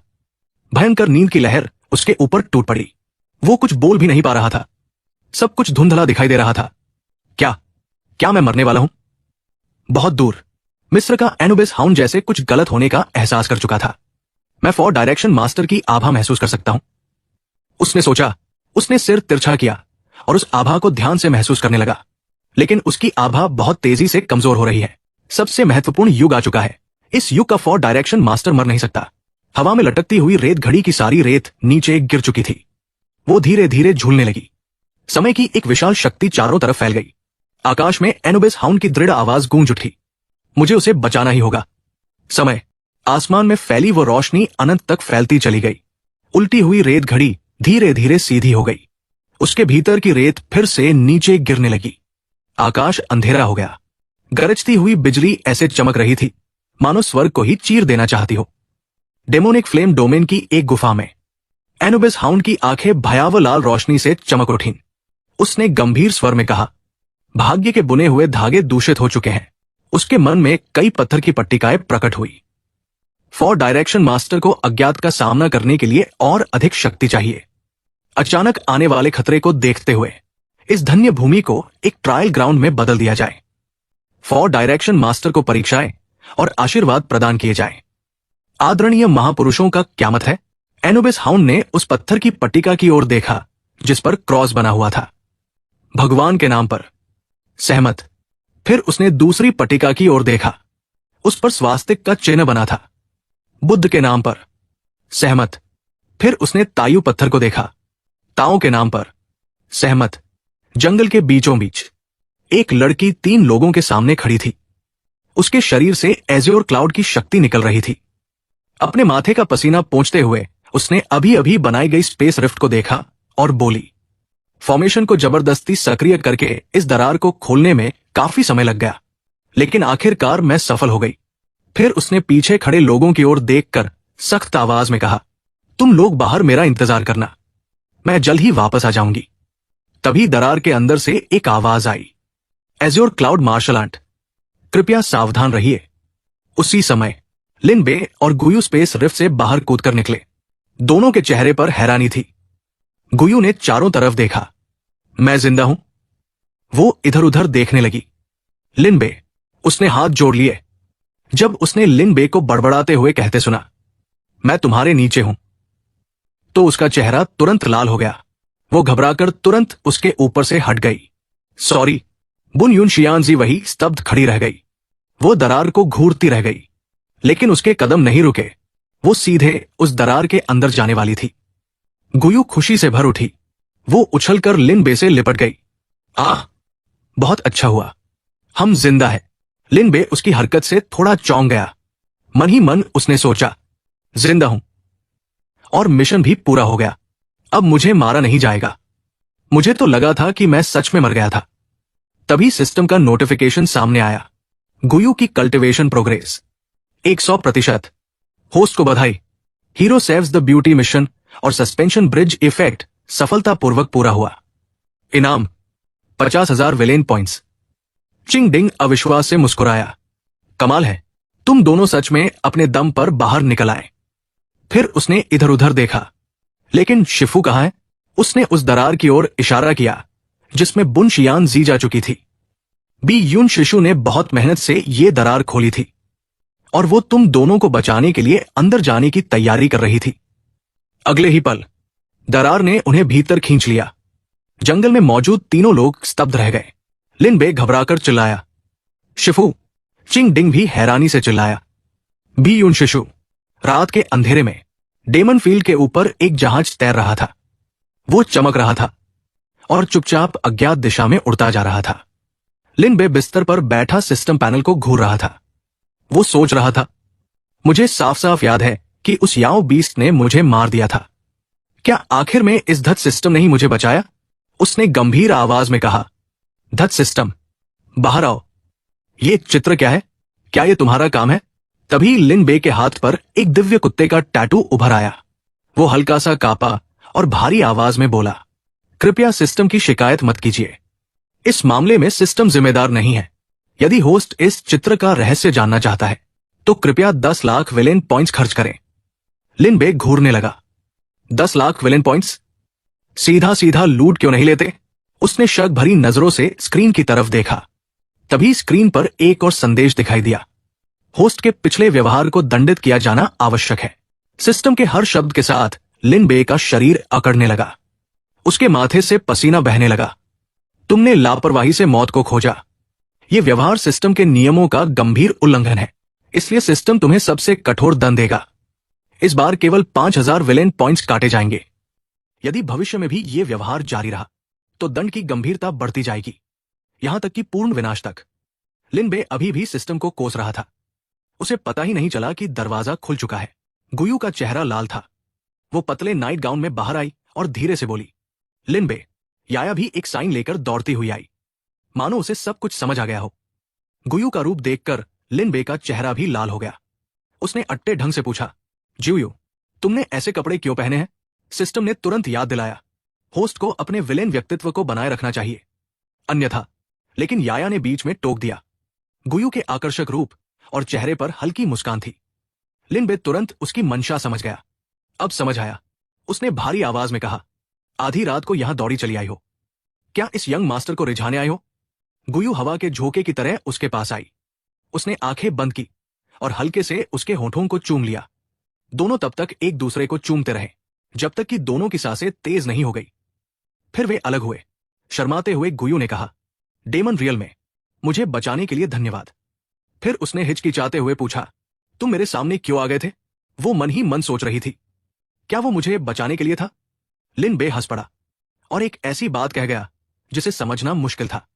बेवकूफ, मुझे खुद नहीं पता। उसने उसकी आंखों में देखा। उसका हाथ गुयू की पतली कमर पर था। वो गहरी आवाज में बोला, मेरा शरीर तो अपने आप ही आगे बढ़ गया था। इसके लिए मुझे दोष कैसे दे सकती हो? गुयू के होंठ हल्के से कांपे। उसने हाथ बढ़ाया और लिन बे को बिस्तर पर धक्का दे दिया। गुयू उसके ऊपर झुक गई। उसकी आवाज कोमल थी, मैं तुम्हें दोष नहीं देती। रात के अंधेरे में दोनों के बीच का सामंजस्य बढ़ता गया और विलेन पॉइंट्स लगातार बढ़ते रहे। विलेन पॉइंट्स बढ़ रहे हैं। ड्यूल कल्टिवेशन के लिए विलेन पॉइंट्स बढ़ रहे हैं। विलेन पॉइंट्स बढ़ रहे हैं। Foundation establishment peak realm. Dantian की क्षमता 3 गुना बढ़ रही है। ड्यूल कल्टिवेशन के लिए विलेन पॉइंट्स बढ़ रहे हैं। विलेन पॉइंट्स बढ़ रहे हैं। Foundation establishment peak realm. Dantian की क्षमता 4 गुना बढ़ रही है। विलेन पॉइंट्स बढ़ रहे हैं। विलेन पॉइंट्स बढ़ रहे हैं। उसी रात एक भव्य लेकिन उदास महल के भीतर फैन लाओ चुपचाप शियाओ म्याओ को देख रहा था। वो अपनी दाढ़ी सहलाते हुए सोचने लगा। हालांकि परिवार में कुछ समस्याएं आई थी, लेकिन शियाओ म्याओ ने जल्दी ही खुद को संभाल लिया। कुछ ही महीनों में उसे कई अवसर मिले और उसकी कल्टिवेशन कोर फॉर्मेशन रियल्म तक पहुंच गई। फैन लाओ उसे पूरी शक्ति से पिल्स बनाते हुए देख रहा था। वो मन ही मन खुश हुआ। वो सफलतापूर्वक 3rd ग्रेड एल्केमिस्ट बन चुका है और डैन युआन सेक्ट में भी शामिल हो गया। यहां तक कि उसने मुझे और डैन चांग को पुनर्जीवित करने के लिए 2 स्पिरिट मेडिसिन भी ढूंढ लिए। उसके चेहरे पर संतुष्टि भरी मुस्कान आ गई। ऐसा शिष्य सच में मेरा अच्छा शिष्य है। लेकिन फिर वो भौहें सिकोड़ने लगा। उसे अपने सीनियर ब्रदर्स और उन गद्दार शिष्यों की याद आ गई। उसके मन में गुस्सा उमड़ पड़ा। सीनियर ब्रदर्स, तुम गद्दारों, बस इंतजार करो। उसी समय शियाओ म्याओ ने अचानक एक आंख खोली और दर्द से चिल्ला उठा। उसने खून की एक उल्टी की। उसके आसपास की दानवी ऊर्जा कमजोर पड़ गई। स्थिति देखकर फैन लाओ घबरा गया। शियाओ, क्या हुआ? शियाओ म्याओ ने हैरानी से आंखें खोली। उसने अपना हाथ सीने पर रखा और उलझन में बोला, अभी अभी मुझे अचानक लगा कि मेरा दिल बहुत तेजी से धड़क रहा है, जैसे कोई बहुत महत्वपूर्ण चीज हमेशा के लिए मुझसे दूर चली गई हो। उस समय सिस्टम का नोटिफिकेशन सामने आया। शियाओ म्याओ की लक वैल्यू अब 3250 है। अगली सुबह जादुई ऊर्जा से घिरा जहाज अब भी आसमान में उड़ रहा था। लिन बे आंखें बंद किए चुपचाप बिस्तर पर लेटा हुआ था। अचानक उसकी आंखें खुल गई। उनके नीचे काले घेरे साफ दिखाई दे रहे थे। वो बड़बड़ाया, कल रात वाला सपना इतना असली क्यों लग रहा था? उसके दिमाग में पिछली रात की गुयू की मोहक छवि घूम रही थी। उसे याद आया कि सपने में उसने गुयू के साथ हर वो चीज कर डाली थी जो संभव थी और जो असंभव थी। वो एकदम जम गया। उसकी आंखें धीरे धीरे बगल की तरफ घूमी। उसे अपने पास कुछ अजीब महसूस हुआ। लिन बे ने धीरे से बिस्तर के अंदर की ओर देखा, लेकिन अगले ही पल वो लगभग घुट गया। गुयू उसके बगल में गहरी नींद में सो रही थी और उसके शरीर पर एक भी कपड़ा नहीं था। लिन बे की आंखें फटी रह गई। उसे लगा कि वो अभी भी सपना देख रहा है। वो पलटा और दोबारा आंखें बंद कर ली। लगता है मैं अभी भी सपना ही देख रहा हूं। कुछ ही देर बाद उसके पूरे शरीर से पसीना बहने लगा। चेहरा लाल हो गया। उसने कंबल कसकर पकड़ लिया और दहाड़ा, ये मैंने क्या कर डाला? उसी समय बगल से गुयू की नींद भरी आवाज आई, ठंड लग रही है, कंबल। लिन बे का चेहरा हर सेकंड और पीला होता जा रहा था। जब उसकी नजर नीचे गई तो ऐसा लगा जैसे उस पर बिजली गिर गई हो। अब वो खुद को रोक नहीं पाया और पूरी ताकत से चिल्ला उठा, आह! सुबह हो चुकी थी। आकाश में उड़ता हुआ जहाज भव्य डैन सिटी के ऊपर से गुजरते हुए एक समतल ऊंचे पहाड़ पर उतर गया। लू जिया और लू यी बड़ी बड़ी आंखों से लिन बे को देख रहे थे। लिन बे सामने खड़ा था। आखिरकार हम डैन सिटी पहुंच गए। लू यी धीरे से बोला, पता नहीं क्यों मुझे लगता है कि सीनियर ब्रदर लिन बे पहले से अलग हो गए हैं। लू जिया ने भी सिर हिलाया, मुझे भी ऐसा ही लग रहा है। हालांकि मैं ये नहीं बता सकता कि क्या बदला है, लेकिन ऐसा लगता है जैसे लिन बे किसी महान संत की तरह हो गए हों। दोनों और भी हैरान रह गए। तभी चिंग डिंग उत्साह से आया। उसने लिन बे के कंधे पर हाथ रख दिया। लिन बे, मैं इस जगह को अच्छी तरह जानता हूं, बाद में तुम्हें घुमाऊंगा। लेकिन लिन बे गंभीर चेहरा बनाए रहा। वो साइड में हट गया और हाथ जोड़कर बोला, ये गरीब भिक्षु सांसारिक इच्छाओं का त्याग कर चुका है। चिंग डिंग के रोंगटे खड़े हो गए। वो बड़बड़ाया, ये कुछ दिनों में तुम्हारे साथ आखिर हुआ क्या है? दूसरी तरफ जियो यू और बी यून खड़े थे। उनकी मास्टर समय रहते रिफ्ट से वापस आ चुकी थी। बी यून ने शक भरी नजर से गुयू को देखा। गुयू शर्मा रही थी और नजरें चुरा रही थी।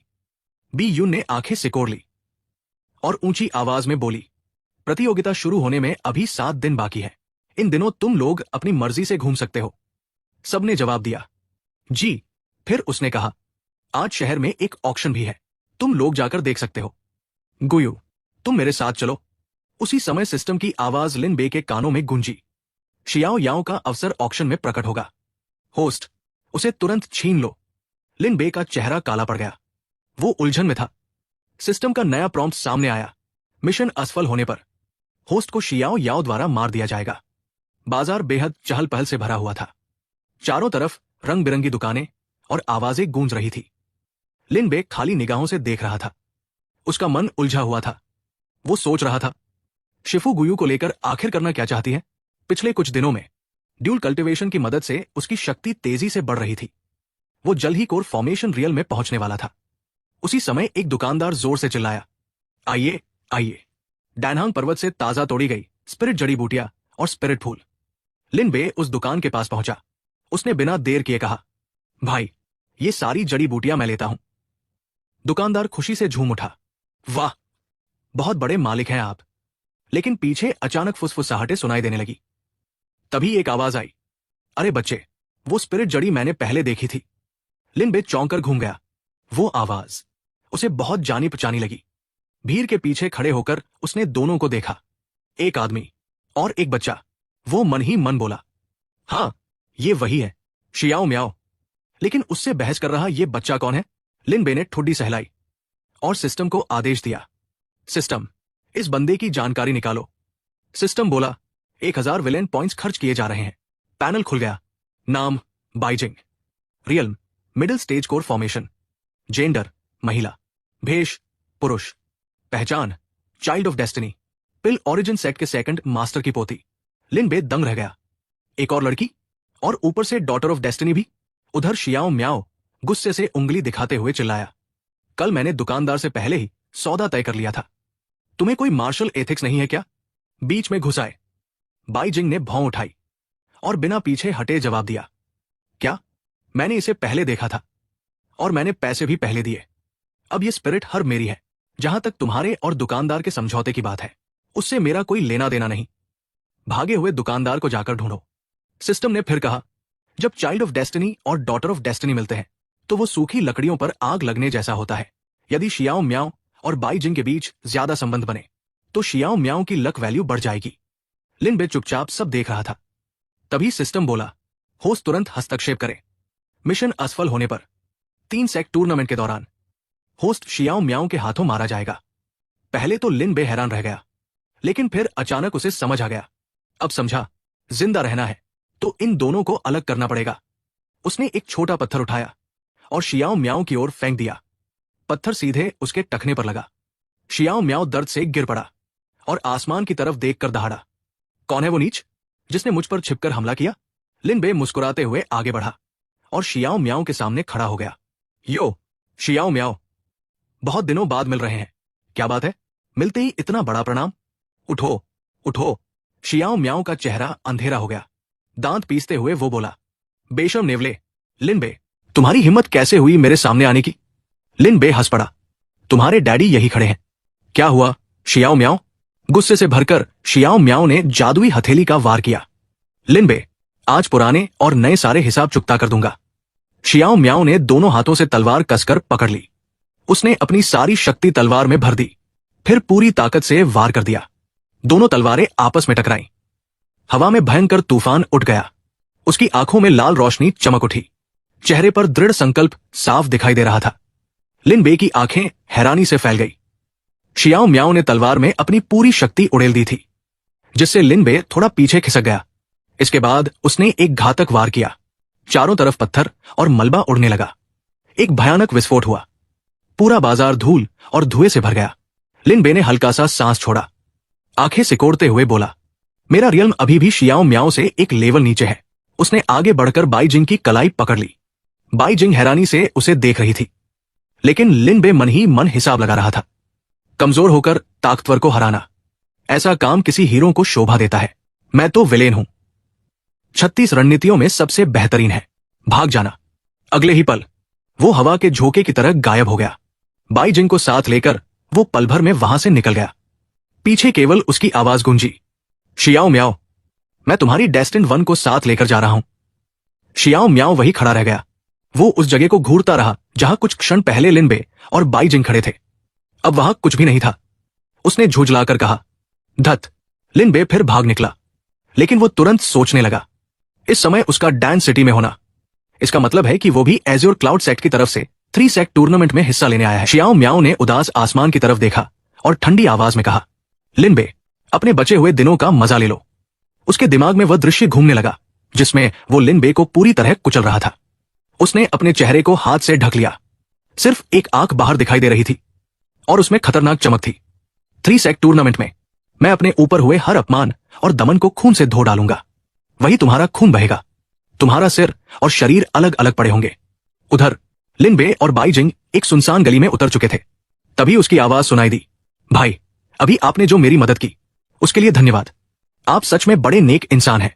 लिन बे मुस्कुराया, कोई बात नहीं, मेरा नाम लिन बे है। आपकी मदद करके खुशी हुई। बाई जिंग ने मुस्कुराते हुए कहा, मैं बाई जिंग हूं और आप जैसे धर्मपरायण व्यक्ति से मिलकर मुझे भी खुशी हुई। दोनों गली से बाहर निकलने लगे। लिन बे ने पूछा, भाई आगे क्या प्लान है? मैं तो ऑक्शन में जाने वाला हूं। बाई जिंग बोली, अच्छा संयोग है, मैं भी अभी फ्री हूं। चलो साथ चलते हैं। काफी समय बीत गया। शानदार शहर के महल पर रोशनी पड़ रही थी। ऑक्शन हॉल में ऑक्शनियर ली हैंड मंच पर आई। उसने आत्मविश्वास से कहा, Dan city chamber of commerce में आप सभी का स्वागत है। उसकी आकर्षक फिगर सबका ध्यान खींच रही थी। मैं आज की ऑक्शनियर हूं। याया ने एक बोर्ड उठाया, साफ अंतरात्मा खुद ही सबूत है। ली हैंड ने मुस्कुराते हुए अपने चश्मे को ठीक किया। नीचे बैठे लिन बे ने उसे देखा और मन ही मन बोला, वाह, ऑक्शनियर तो बहुत खूबसूरत है। बाई जिंग ने आंखें बंद की और जानकारी दी, ये ली हैंड है, ली परिवार की दूसरी युवती और डैन सिटी की नंबर 1 सुंदरी। लिन बे दंग रह गया। तुम्हें बहुत कुछ पता है, बाई जिंग ने शांत स्वर में कहा। मैं हमेशा से डैन सिटी में रही हूं, ऐसे लोगों के बारे में थोड़ा बहुत जानती हूं। ऑक्शन हॉल लोगों से भरा हुआ था। सब आपस में बातें कर रहे थे। शियाओ म्याओ ने फैन लाओ से पूछा, डैन लाओ, क्या आपको यकीन है कि आखिरी आइटम वही दुर्लभ स्पिरिट हर्ब है? फैन लाओ ने तुरंत कहा, कोई गलती नहीं होगी। उस जड़ी बूटी के मिलते ही 1 साल के अंदर तुम नेसेंट सोल रियल्म तक पहुंच जाओगे। मंच पर ली हैंड की आवाज गूंजी, माफ कीजिएगा इंतजार के लिए। अब ऑक्शन आधिकारिक रूप से शुरू होती है। एक चमकती हुई सुनहरी गोली लाई गई। पहला आइटम है 3rd ग्रेड क्लैरिटी माइंड पिल। शुरुआती कीमत 500 स्पिरिट स्टोन और हर बोली कम से कम 10 स्पिरिट स्टोन बढ़नी चाहिए। भीड़ में से कोई चिल्लाया, क्या शुरुआत में ही क्लैरिटी माइंड पिल? ये तो स्पिरिचुअल सेंस बढ़ाती है। शानदार खजाना है। बोलियां लगने लगी, 510, 520, 530। शियाओ म्याओ मुस्कुराया। उसने अपना बोर्ड उठाया, 800 स्पिरिट स्टोन। लिन बे ने उसकी तरफ देखा और मन ही मन बोला, जैसी उम्मीद थी वो आ ही गया। शियाओ म्याओ के चेहरे पर उम्मीद और खतरनाक मुस्कान थी। अच्छा खेल अब शुरू होगा। तभी लिन बे ने अपना बोर्ड उठाया और ऐसी कीमत लगाई कि शियाओ म्याओ जड़ हो गया। 1600 स्पिरिट स्टोन। शियाओ म्याओ की आंखें फैल गई। ये आवाज। लिन बे ने उकसाने वाली मुस्कान दिखाई। ओह, फिर मिल गए हम। शादी टूटने की घटना याद आते ही शियाओ म्याओ भड़क उठा। लिन बे, फिर तुम तो भूत की तरह पीछे पड़े रहते हो। लिन बे हंस पड़ा। क्या हुआ शियाओ म्याओ, बोली नहीं बढ़ाओगे? अगर नहीं बढ़ाई तो ये चीज मेरी हो जाएगी। ली हैंड बोली, 1600 स्पिरिट स्टोन। पहली बार। शियाओ म्याओ भौहें सिकोड़कर बोला, मैं बोली लगाऊंगा, लेकिन फैन लाओ ने रोक दिया। शियाओ म्याओ, जल्दबाजी मत करो। ये गोली अधिकतम 1000 स्पिरिट स्टोन की है। अब इसकी कीमत बहुत ज्यादा हो चुकी है। इस पर बोली लगाना बेकार है। ली हैंड की आवाज गूंजी, 1600 स्पिरिट स्टोन। दूसरी बार। फैन लाओ ने समझाया, जो छोटी बातों को सहन नहीं कर सकता वो बड़े काम पूरे नहीं कर सकता। ली हैंड ने बॉक्स बंद किया, 1600 स्पिरिट स्टोन। तीसरी बार। Deal 3rd grade clarity mind pill number 9999 को जाती है। याया ने फिर बोर्ड उठा लिया। साफ अंतरात्मा खुद ही सबूत है। शियाओ म्याओ का चेहरा काला पड़ गया। वो किसी तरह गुस्सा दबा रहा था। ठीक है। ली हैंड ने अगला आइटम उठाया। अगला आइटम है कोंग लियोरे। शुरुआती कीमत 800 स्पिरिट स्टोन। बात खत्म होते ही शियाओ म्याओ चिल्लाया, 2000 स्पिरिट स्टोन। लेकिन लिन बे ने तुरंत कहा, नंबर 9527 जितनी भी बोली लगाएगा मैं उससे 50 स्पिरिट स्टोन ज्यादा दूंगा। शियाओ म्याओ आग बबूला हो गया। लिनबे, तुम बूढ़े हराम। फैन लाओ ने जल्दी से उसे शांत किया। शियाओ म्याओ, जल्दबाजी मत करो, कीमत पहले ही बहुत बढ़ चुकी है। एक सच्चा आदमी जानता है कि कब आगे बढ़ना है और कब पीछे हटना है। उस दुर्लभ स्पिरिट हर्ब के बारे में सोचो। शियाओ म्याओ ने सिर झुका लिया। मुझे पता है। ली हैन ने चश्मा ठीक किया और अगला आइटम दिखाया। अगला आइटम है जी यूनजी जी, पिल रिफाइनिंग की स्पिरिट हर्ब। शुरुआती कीमत 2000 स्पिरिट स्टोन। शियाओ म्याओ तुरंत खड़ा हो गया। 4000 स्पिरिट स्टोन। उसे पूरा भरोसा था कि यही इसकी अंतिम कीमत है। अब कोई उससे मुकाबला नहीं करेगा। लेकिन लिनबे मुस्कुराया। नंबर 9527 जितनी भी बोली लगाएगा, मैं उससे 100 स्पिरिट स्टोन ज्यादा दूंगा। शियाओ म्याओ गुस्से से दहाड़ उठा। लिनबे, फैन लाओ फिर समझाने लगा। शियाओ म्याओ, एक सज्जन 10 साल इंतजार कर सकता है बदला लेने के लिए, फिलहाल सहन करो। उधर लिनबे उन चीजों को दिखा दिखाकर हंस रहा था। शियाओ म्याओ, देखो, ये सारी चीजें जो तुम चाहते थे अब सब मेरे पास है, और वो जीलिंग जी भी, सब मेरी मुट्ठी में है। फैन लाओ हाथ उठाकर बोला। शियाओ म्याओ, सहन करो। लेकिन इस बार शियाओ म्याओ पूरी तरह फट पड़ा। भाड़ में जाए सहन करना। उसने देखा लिनबे आराम से चाय पी रहा था और अगले ही पल वो सीधे उसकी ओर दौड़ पड़ा। लिनबे, अपनी जान दे दो। दूर खड़ी ली हैन ये सब देख रही थी। उसके हाथ सीने पर बंधे थे, चेहरा गंभीर था। अचानक शियाओ म्याओ हवा में उछला और धड़ाम से जमीन पर गिर पड़ा। वो हैरान रह गया। ली हैन का चेहरा तूफान जैसा भयानक था। उसने उसके सिर पर पैर रख दिया और ठंडी आवाज में बोली, मेरी ऑक्शन में हंगामा करने की हिम्मत, काफी साहसी हो। उसने चेतावनी दी, बच्चे, इस बार सिर्फ चेतावनी दे रही हूं। अगर दोबारा ऐसा किया तो चाहे तुम किसी भी सेक्ट के शिष्य हो, मैं तुम्हें कड़ी सजा दूंगी। उसी समय सिस्टम की आवाज आई। होस्ट के प्रभाव के कारण शियाओ म्याओ धीरे धीरे चुने हुए व्यक्ति का दर्जा खो रहा है।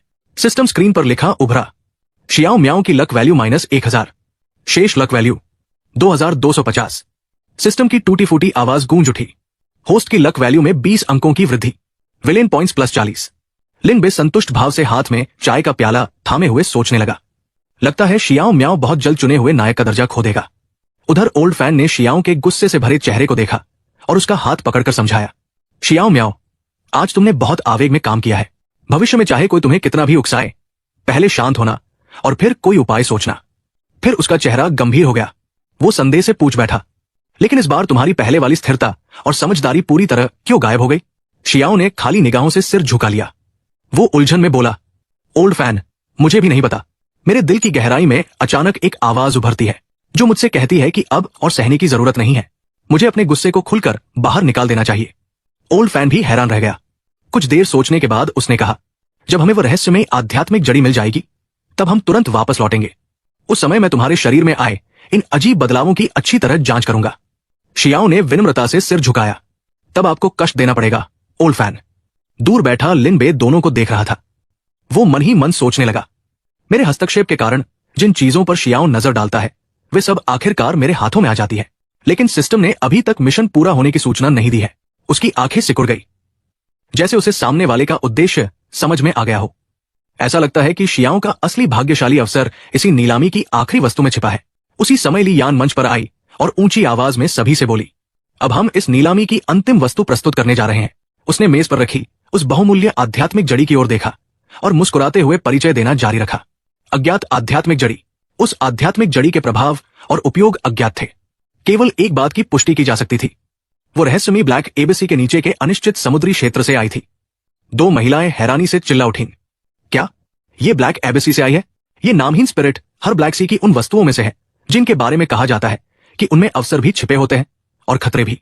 लिनबे ने अपने शरीर से एक किताब निकाली और कहा, अच्छा हुआ, निकलने से पहले मैंने लाइब्रेरी से द पिंग फांगगांग सेकंड क्रॉनिकल्स की एक कॉपी उठा ली थी। देखते हैं कि ये ब्लैक एबेसी आखिर है क्या। बाइजिंग उत्सुकता से सिर आगे बढ़ाकर देखने लगी। एक चित्र उभर आया, जादुई खजानों से भरे ऊंचे पहाड़ और लहरों की चोटी पर खड़ा एक आदमी जो राक्षसों का वध कर रहा था।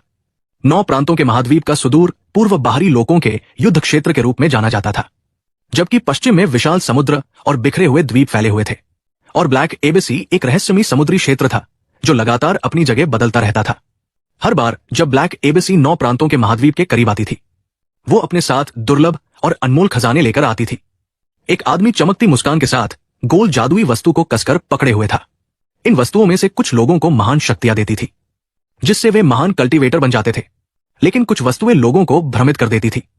कुछ तो उनकी बुद्धि छीनकर उन्हें इन अजीब वस्तुओं की कठपुतली बना देती थी। ओल्ड फैन गंभीर चेहरे के साथ बोला, यही है, मैंने एक प्राचीन खंडहर की भित्ति पर स्पिरिट हर्ब का परिचय पढ़ा था। भीड़ चमकती हुई जड़ी को देखने लगी।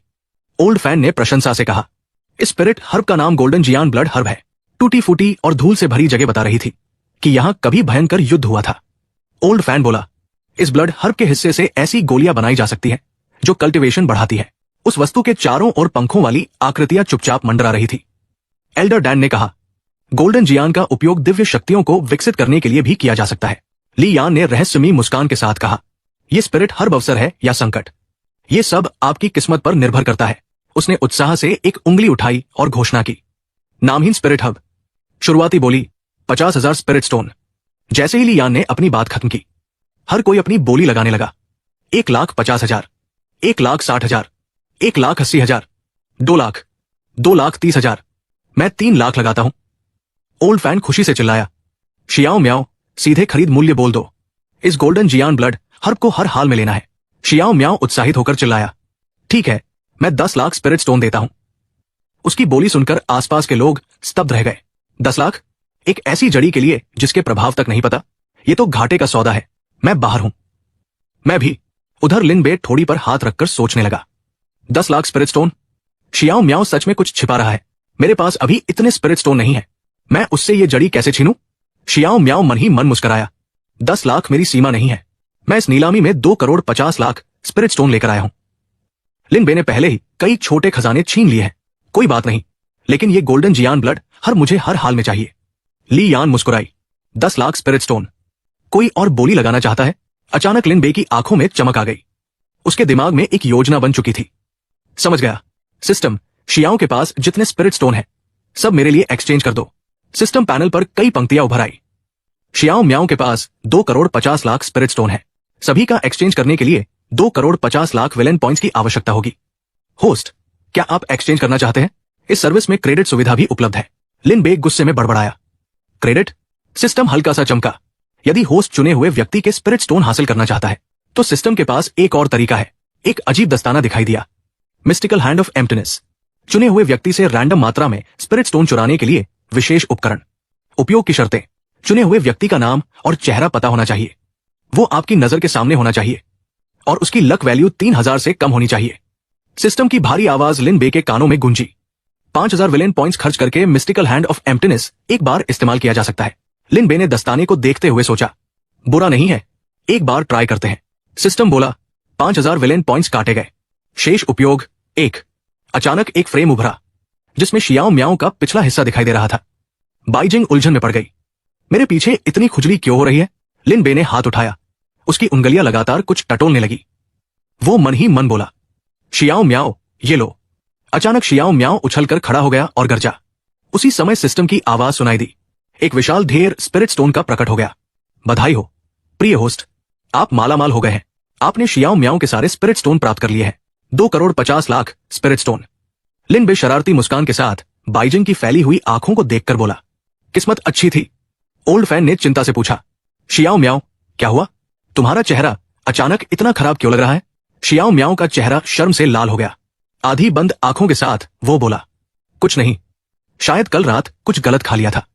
ली यान ने फिर दोहराया, 10 लाख, एक बार, 10 लाख, 2 बार। वो आगे बोली, 10 लाख।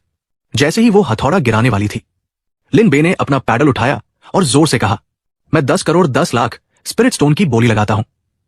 शियाओ म्याओ ने मुट्ठियां भींच ली। वो मन ही मन खुश हुआ। लिन बे, मुझे यकीन नहीं कि तुम्हारे पास अब भी इतने स्पिरिट स्टोन बचे होंगे। कई खजाने खरीदने के बाद उसने तुरंत ऊंची बोली लगाई, मैं 1,50,00,000 देता हूं। लेकिन लिन बे ने रहस्यमयी मुस्कान के साथ उसे बीच में रोक दिया। शियाओ म्याओ, बोली लगाने से पहले अपने स्टोरेज पाउच में बचे हुए स्पिरिट स्टोन गिन तो लो। शियाओ म्याओ ने जल्दी से अपना पाउच टटोला और अगले ही पल अविश्वास में चीख पड़ा, मेरे सारे स्पिरिट स्टोन गायब हो गए। वो आगा बुला हो उठा, गरजते हुए चिल्लाया, लिन बे, ये सब तुम्हारा किया हुआ है। लिन बे शांत स्वर में बोला। लिन बे शांत स्वर में बोला, बिना सबूत के आरोप लगा रहे हो? क्या तुम्हारे पास कोई सबूत है? शियाओ म्याओ दांत पीसते हुए फुफकारा। लिन बे, लिन बे। लिन बे ने आंख मारी और ऊपर की ओर इशारा किया। वो मन ही मन उत्साह से सोचने लगा, चुने हुए व्यक्ति के स्पिरिट स्टोन चुराना और उसके भाग्यशाली अवसरों को हथिया लेना, ये एहसास सच में कमाल का है। ली यान ने हथौड़ा नीचे गिराया। उसकी आवाज पूरे हॉल में गूंज उठी। 10 करोड़ 10 लाख, एक बार। 10 करोड़ 10 लाख, दो बार। 10 करोड़ 10 लाख, तीन बार। वह मुस्कुराई और ऊंची आवाज में घोषणा की। बोली संख्या 9999 को बधाई। उन्होंने सफलतापूर्वक नामहीन ब्लैक सी स्पिरिट हर्ब हासिल कर ली है। नीलामी समाप्त होने के बाद लोग बाहर निकलने लगे। नीलामी भवन के सामने एक व्यक्ति लिन बे के पास आया। उसने आदरपूर्वक कहा, सम्मानित अतिथि, ये वही नामहीन स्पिरिट हर्ब है जिस पर आपने बोली लगाई थी। कृपया इसे स्वीकार करें। लिन बे ने विनम्रता से उत्तर दिया, धन्यवाद। उधर एक खंभे के पीछे खड़ा शियाओ म्याओ दांत पीस रहा था। वो गुर्राया। लिन बे। उसी समय किलिंग हेवनली सेबर सिस्टम की आवाज सुनाई दी। शियाओ म्याओ की शेष लक वैल्यू 1800। अचानक लिन बे ने सिर घुमाकर उसकी तरफ देखा। उसने स्पिरिट हर्ब वाला बैग ऊपर उठाया। उसके चेहरे पर शरारती मुस्कान फैल गई। ओह शियाओ म्याओ, बहुत अफसोस है, लगता है तुम्हारी स्पिरिट हर्ब मेरे पास आ गई। दोस्त, लिन बे ने नकली अफसोस जताते हुए कहा, इतनी मेहनत की और सब बेकार चला गया, कितना दुखद है। शियाओ म्याओ की भौहें सिकुड़ गई। वो दांत पीसते हुए बोला, लिन बे, तुम नीच कमीने। लिन बे ने स्पिरिट हर्ब का बैग ऊपर नीचे उछालते हुए उसे चिढ़ाया। हाँ सही है, अगली बार शॉपिंग करने आओ तो पर्याप्त पैसे साथ लाना। आज की तरह मत करना। बस अच्छी चीजों को घूरते रहना और किसी दूसरे को उन्हें खरीदते हुए देखना, वरना लोग तुम पर हंसेंगे। दोस्त। ये सुनकर शियाओ म्याओ लगभग खून उगलने वाला हो गया। उधर लिन बे खुशी खुशी चलता हुआ दूर जाने लगा। तभी सिस्टम की रोबोटिक आवाज सुनाई दी। सफलतापूर्वक शियाओ म्याओ का भाग्यशाली अवसर छीन लिया गया। शियाओ म्याओ की लक वैल्यू 450 कम हुई। फैन लाओ ने चिंता से शियाओ के कंधे पर हाथ रखा। शियाओ म्याओ। सिस्टम की आवाज फिर गूंजी। होस्ट की लक वैल्यू में 90 की वृद्धि। Villain points plus 1800। बाइजिंग ने उसके कदमों की आवाज सुनी और पूछा, काम हो गया? लिन बे ने तुरंत जवाब दिया, हो गया। बाइजिंग ने उलझन भरे चेहरे से उसकी ओर देखा। वो सोचने लगी, तुम सच में शियाओ म्याओ से बहुत नफरत करते हो। ऐसा क्यों? लिन बे कुछ देर सोचता रहा, फिर समझाने के लिए तैयार हुआ। तुम नहीं जानती कि उसने पहले क्या किया था। मैं तुम्हें बताता हूं। दोनों रास्ते पर साथ साथ चलते रहे। चारों ओर केवल लिन बे की आवाज गूंज रही थी। पूरी कहानी सुनने के बाद बाइजिंग ने भौहें सिकोड़ ली। उसने मुट्ठियां भींच ली और गुस्से में बोली, पहले जब हम उससे मिले थे तभी मुझे लगा था कि वो बहुत स्वार्थी है, लेकिन मैंने कभी नहीं सोचा था कि वो इतना बेशर्म इंसान होगा। एहसान फरामोश और भेड़िए जैसा दिल रखने वाला। लिन बे मुस्कुरा उठा। वो बाइजिंग को शियाओ म्याओ को कोसते हुए देख रहा था।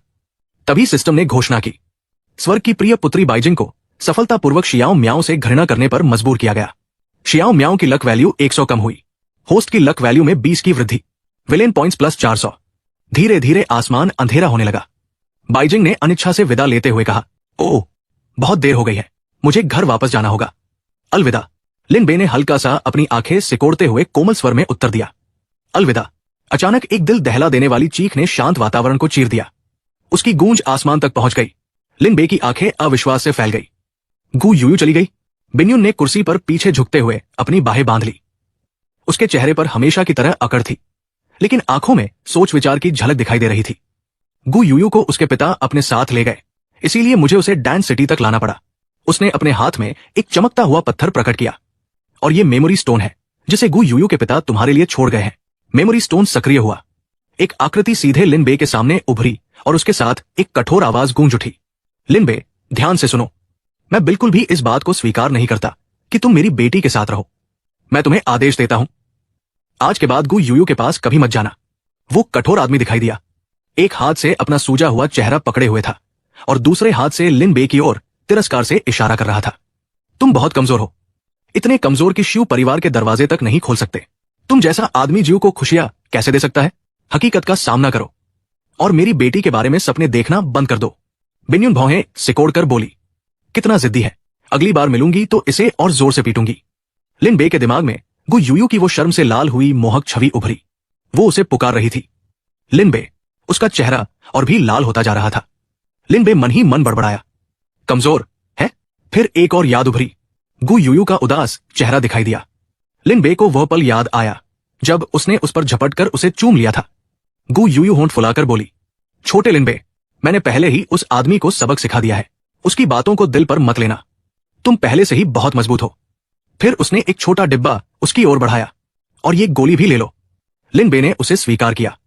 उसकी आंखों में उलझन थी। उसी समय बिन्युन ने आगे कहा। डिब्बा खुला और अंदर की औषधि दिखाई दी। ये मैंने गु यूयू के पिता से छीनकर तुम्हारे लिए लाई है। 5वीं श्रेणी की गोली, प्रोफाउंड मिस्ट्री पर्पल पैलेस पिल। ये डैंटिन का विस्तार करती है। इस गोली के सहारे तुम एज्योर लोटस वॉर्ड मैनुअल की आवश्यकताओं को पूरा कर सकोगे, है ना?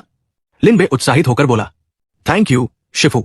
एक बंद कमरे के अंदर लिन बे मेमोरी स्टोन को घूरते हुए बड़बड़ाया। गु यूयू के पिता की धमकी कोई बड़ी बात नहीं है। जब तक सिस्टम मेरे साथ है, कल्टीवेशन कोई समस्या नहीं है। लेकिन उस कठोर आदमी की आवाज उसके कानों में बार बार गूंज रही थी। गु यूयू से दूर रहो, गु यूयू से दूर रहो। लिन बे ने बिना झिझक मेमोरी स्टोन को एक तरफ फेंक दिया और दृढ़ स्वर में बोला, जैसे ही मेरी ताकत बढ़ेगी मैं खुद गु परिवार जाऊंगा और गु यूयू को अपने साथ ले आऊंगा। अचानक उसे शियाओ म्याओ याद आया, जो कंधे पर तलवार रखे खड़ा था। लिन बे बड़बड़ाया, अभी शियाओ का खतरा ज्यादा बड़ा है। 3 संप्रदायों की प्रतियोगिता शुरू होने से पहले मुझे कोर फॉर्मेशन स्टेज में प्रवेश करना होगा। पहले नीलामी से मिली चीजों का निपटारा करता हूं। गोल्डन वेंट ब्लड ग्रास और माइंड क्लेंसिंग पिल के अलावा बाकी सब बेकार है। उसने आदेश दिया, सिस्टम इन स्पिरिट हब्स और अयस्को को विलेन पॉइंट्स में बदल दो। सिस्टम स्क्रीन पर एक कंटेनर का चित्र दिखाई दिया, जिसमें 2 वस्तुएं रखी हुई थी, वॉइड फोर्स और purple cloud branch. Villain points plus 200। लिन बे ने हाथ में पकड़ी जड़ी की ओर देखा और पूछा, सिस्टम इस गोल्डन जियान ब्लड ग्रास का क्या मामला है? सिस्टम अपनी हमेशा वाली हिचकिचाती आवाज में बोला, गोल्डन जियान ब्लड ग्रास का उपयोग वॉइड सिकाडा विंग्स को विकसित करने के लिए किया जा सकता है। वॉइड सिकाडा विंग्स एक प्रकार की गति आधारित गुप्त कला है जो अंतरिक्ष की शक्ति को छूती है। एक गुप्त मैनुअल दिखाई दिया जिस पर शब्द उभर रहे थे, एक्सचेंज के लिए 50,000 विलेन पॉइंट्स आवश्यक है। सिस्टम ने एक दृश्य दिखाया जिसमें कोई गोल्डन जियान ब्लड ग्रास की मदद से एक अद्भुत कला का अभ्यास कर रहा था। सिस्टम ने आगे समझाया, इस ब्लड ग्रास का उपयोग गोल्डन कोर स्टेज के लिए विशेष कोर ट्रांसफॉर्मेशन फॉर चेंजेस पिल बनाने में भी किया जा सकता है। इसके लिए 30,000 विलेन पॉइंट्स की आवश्यकता होगी। एक फॉर चेंजेस पिल तुम्हें गोल्डन कोर स्टेज में एक छोटे स्तर तक आगे बढ़ा सकती है और 4 परफेक्ट फॉर चेंजेस पिल सीधे तुम्हें गोल्डन कोर स्टेज के शिखर तक पहुंचा सकती है। स्क्रीन पर शब्द उभरे, पता चला है कि होस्ट के पास गोल्डन जियान ब्लड ग्रास मौजूद है। 50,000 विलेन पॉइंट्स काटे जा रहे हैं। वॉइड सिकाडा विंग्स गुप्त कला और 4 कोर ट्रांसफॉर्मेशन फॉर चेंजेस पिल का आदान प्रदान किया जा रहा है। लिन बे ने मजाक करते हुए कहा, वाह, लगता है सिस्टम आज ऐसा दिन है जब तुम मुझे लूट नहीं रहे। वो अपनी नई चीजों को देखकर खुश हो गया और बिना किसी झिझक के बोला, ठीक है, मेरे लिए इनका आदान प्रदान कर दो और साथ ही एक गोल्डन कोर ब्रेक थ्रू पिल भी दे दो। स्थिर तरीके से गोल्डन कोर में पहुंचना हमेशा सबसे भरोसेमंद रहता है। सिस्टम ने घोषणा की, एक्सचेंज सफल, विलेन पॉइंट्स काटे जा रहे हैं। लिन बे का चेहरा ठंडा पड़ गया। उसने खतरनाक स्वर में एक एक शब्द बोलते हुए कहा, शियाओ म्याओ, 3 संप्रदायों की प्रतियोगिता में अच्छी तरह नहा धोकर अपनी मौत का इंतजार करना। जैसे ही तुम्हारी किस्मत 150 तक गिर जाएगी, तुम्हारा अंत निश्चित है। लिन बे चुपचाप अपनी साधना में डूब गया। एक छोटी चमकदार गोली नारंगी रंग की आध्यात्मिक शक्ति से घिरी हुई थी। धीरे धीरे उस गोली में दरारें पड़ने लगी। उसका बाहरी आवरण पूरी तरह टूट गया। अंदर एक बहुपंखुड़ी वाले फूल का चिन्ह उभरा। लिन बे बड़बड़ाया। उसकी आंखें खुली और उनमें विचित्र चिन्ह चमकने लगे। सफलता, गोल्डन कोर स्टेज। एक गंभीर और शांत महल में 5 दिन बाद गोली पूरी तरह बन चुकी थी और पूरा स्थान पहले से कहीं अधिक जीवंत हो गया था। अनगिनत लोग इकट्ठे थे और आपस में फुसफुसा रहे थे। 6 कवच और 6 लकड़ियां। ये कैसी बदबू है? आखिरकार शुरू हो रहा है 3 संप्रदायों का टूर्नामेंट। बिन्युन कुर्सी पर बैठी अपने पैर हिला रही थी। उसकी आवाज चंचल थी। बूढ़े युवानी, बूढ़ी औरत यान लांग, तुम्हारे लोग कब आएंगे? क्या पहले ही हार मान ली? छिंग तिंग उत्साह से कुछ खाते हुए बोला, प्रतियोगिता शुरू होने वाली है। यान लांग ने अपनी बाहें बांधी और मुस्कुराकर बोली, छोटी शरारती बिन्युन, प्रतियोगिता शुरू होने में अभी 1 कप चाय जितना समय बाकी है। इतनी जल्दी किस बात की? उधर शियाओ म्याओ ने अपनी मुट्ठियां भींच ली। उसकी आवाज दृढ़ थी, मुझे mystic spirit golden breakthrough pill हर हाल में प्राप्त करनी होगी। गोल्डन जिगिन ब्लड ग्रास खोने के बाद अब अपनी साधना तेज करने के लिए मैं केवल उसी पर निर्भर हूं। एल्डर फैन ने गंभीर स्वर में याद दिलाया, शियाओ म्याओ, हमेशा शांत रहना। पिछले 5 दिनों में मैंने तुम्हारी पूरी जांच की है, लेकिन अब तक मुझे कोई असामान्यता नहीं मिली। वो उसके कंधे पर हाथ रखकर बोला, और भविष्य में नीलामी जैसी जगहों पर आवेश में मत आना। शियाओ म्याओ ने उदास चेहरे से सिर हिलाया। मैं समझ गया। दूसरी ओर लिन बे ठोड़ी पर हाथ रखकर सोच रहा था, एक और चाइल्ड ऑफ डेस्टिनी। सचमुच सिरदर्द है, लेकिन अभी सबसे जरूरी काम शियाओ म्याओ का भाग्य पूरी तरह छीनना और उसे खत्म करना है। उसने शियाओ म्याओ को देखा, वाकई भाग्यपुत्र कहलाने लायक है। गोल्डन जियान ब्लड ग्रास खोने के बाद भी उसे तुरंत mystic spirit golden breakthrough pill मिल गई। लिन बे की आंखों में खतरनाक चमक उभरी। लेकिन निश्चिंत रहो, मैं ये भी तुम्हें नहीं लेने दूंगा, मेजबान ने घोषणा की। पिल रिफाइनिंग प्रतियोगिता आधिकारिक रूप से शुरू होती है। दान युआन संप्रदाय से शियाओ म्याओ मंच पर आया। स्कारलेट रिफाइनमेंट संप्रदाय से ली वूजी उसके सामने खड़ा हुआ। बीच में चिंग यून संप्रदाय का लिन बे था। वूजी ने आत्मविश्वास से अपनी भट्टी में शक्ति डाली। सिर्फ चौथी श्रेणी की स्पिरिट ओरिजिन पिल है। मेरे जैसे चौथे दर्जे के अल्केमिस्ट के लिए तो ये बच्चों का खेल है। शियाओ म्याओ भी गर्व से मुस्कुराया। उसने पूरी शक्ति भट्टी में डालते हुए दवा को और शुद्ध करना शुरू किया। यह प्रतियोगिता केवल गति नहीं बल्कि तकनीक की भी परीक्षा थी। लिन बे जड़ हो गया। मैं तो सिर्फ तीसरे दर्जे का अल्केमिस्ट हूं। क्या मैं चौथी श्रेणी की गोली बना भी सकता हूं? सिस्टम ने तिरस्कार से कहा, होस्ट, क्या तुम खुद को ही खाने की कोशिश कर रहे हो? तुम विलेन हो, चाइल्ड ऑफ डेस्टिनी नहीं। लेकिन सिस्टम ने कहा, होस्ट, आप चौथी श्रेणी की अल्केमी स्किल के लिए एक्सचेंज कर सकते हैं। चौथी श्रेणी की अल्केमी स्किल की कीमत 10,000 विलेन पॉइंट्स है। लिन बे ने तुरंत मना कर दिया। नहीं। फिर उसने मन ही मन सोचा, अगर मैं सिर्फ चौथी श्रेणी की अल्केमी स्किल लूंगा तो सबको लगेगा कि मेरे पास विलेन पॉइंट्स खत्म हो गए हैं। मैं सीधे 5वीं श्रेणी की अल्केमी स्किल लूंगा। सिस्टम ने पूछा, क्या आप निश्चित हैं? लिन बे ने बिना झिझक जवाब दिया, हां, मैं पूरी तरह निश्चित हूं। सिस्टम की आवाज गूंजी। 20,000 विलेन पॉइंट्स खर्च किए गए। 5वीं श्रेणी की अल्केमी स्किल सफलतापूर्वक प्राप्त हुई। होस्ट के बचे हुए विलेन पॉइंट्स 0। लिन बे चौंक गया। क्या? सिस्टम बोला, कृपया और अधिक मेहनत करें तथा ज्यादा विलेन पॉइंट्स अर्जित करें ताकि आप जल्द ही गुयू से दोबारा मिल सके। जैसा बोगे वैसा ही काटोगे। लिन बे ने दांत भींचते हुए कहा। शाओ म्याओ, तानशान, तुम दोनों बस इंतजार करो। इस 3 संप्रदाय टूर्नामेंट में मैं तुम दोनों चिल्ड्रन ऑफ डेस्टिनी को पूरी तरह निचोड़ लूंगा। फिर वो मुस्कुराया। मुझे उम्मीद नहीं थी कि इस बार मेरा प्रदर्शन इतना शानदार होगा। ये अल्केमी प्रतियोगिता तो अब मेरी मुट्ठी में है। तभी किसी ने आश्चर्य से चिल्लाया, ये तो पिल ट्रिब्यूलेशन है। पिल ट्रिब्यूलेशन, सचमुच पिल ट्रिब्यूलेशन। एक और व्यक्ति बोला, पिल ट्रिब्यूलेशन केवल तब प्रकट होता है जब 5वीं श्रेणी या उससे ऊंची दवाइयां बनाई जाती है। शेन बियान खुशी से बोला, लगता है हमारा चिलेयन संप्रदाय ये अल्केमी प्रतियोगिता जीतने वाला है। लेकिन यान लिंगलिंग ने तुरंत टोका, इतनी जल्दी निष्कर्ष मत निकालो। अचानक सबकी आंखें फैल गई। क्या? ये सिर्फ हरी ट्रिब्यूलेशन लाइटनिंग नहीं है, ये तो लाल ट्रिब्यूलेशन लाइटनिंग है, पूरे एक स्तर अधिक शक्तिशाली।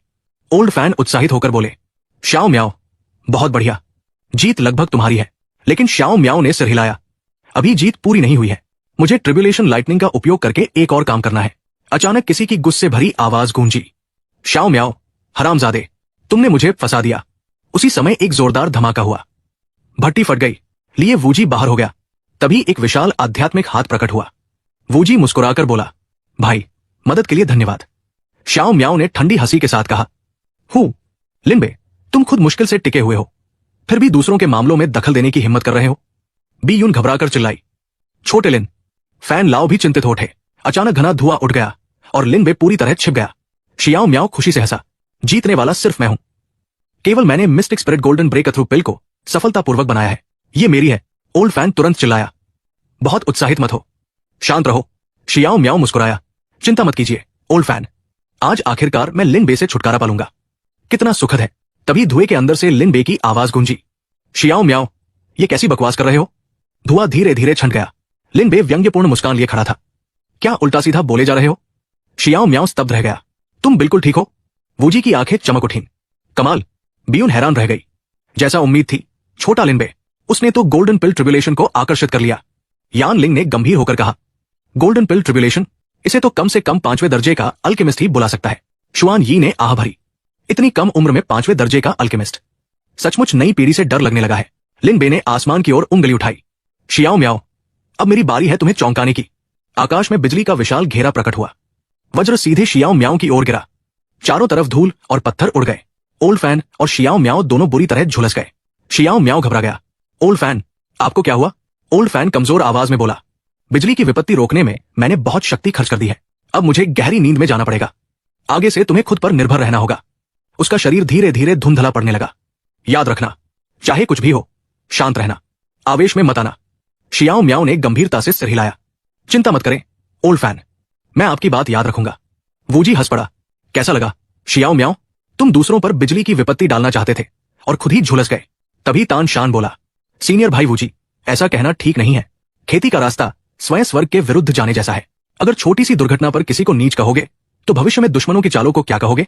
वूजी गुस्से से बोला, तान शान, तुम बाहरी लोगों का पक्ष क्यों ले रहे हो? तान शान ने हाथ हिलाया, मैं रिश्तेदारों का नहीं, न्याय का साथ देता हूं। जो सच है वही कह रहा हूं। यान लांग मन ही मन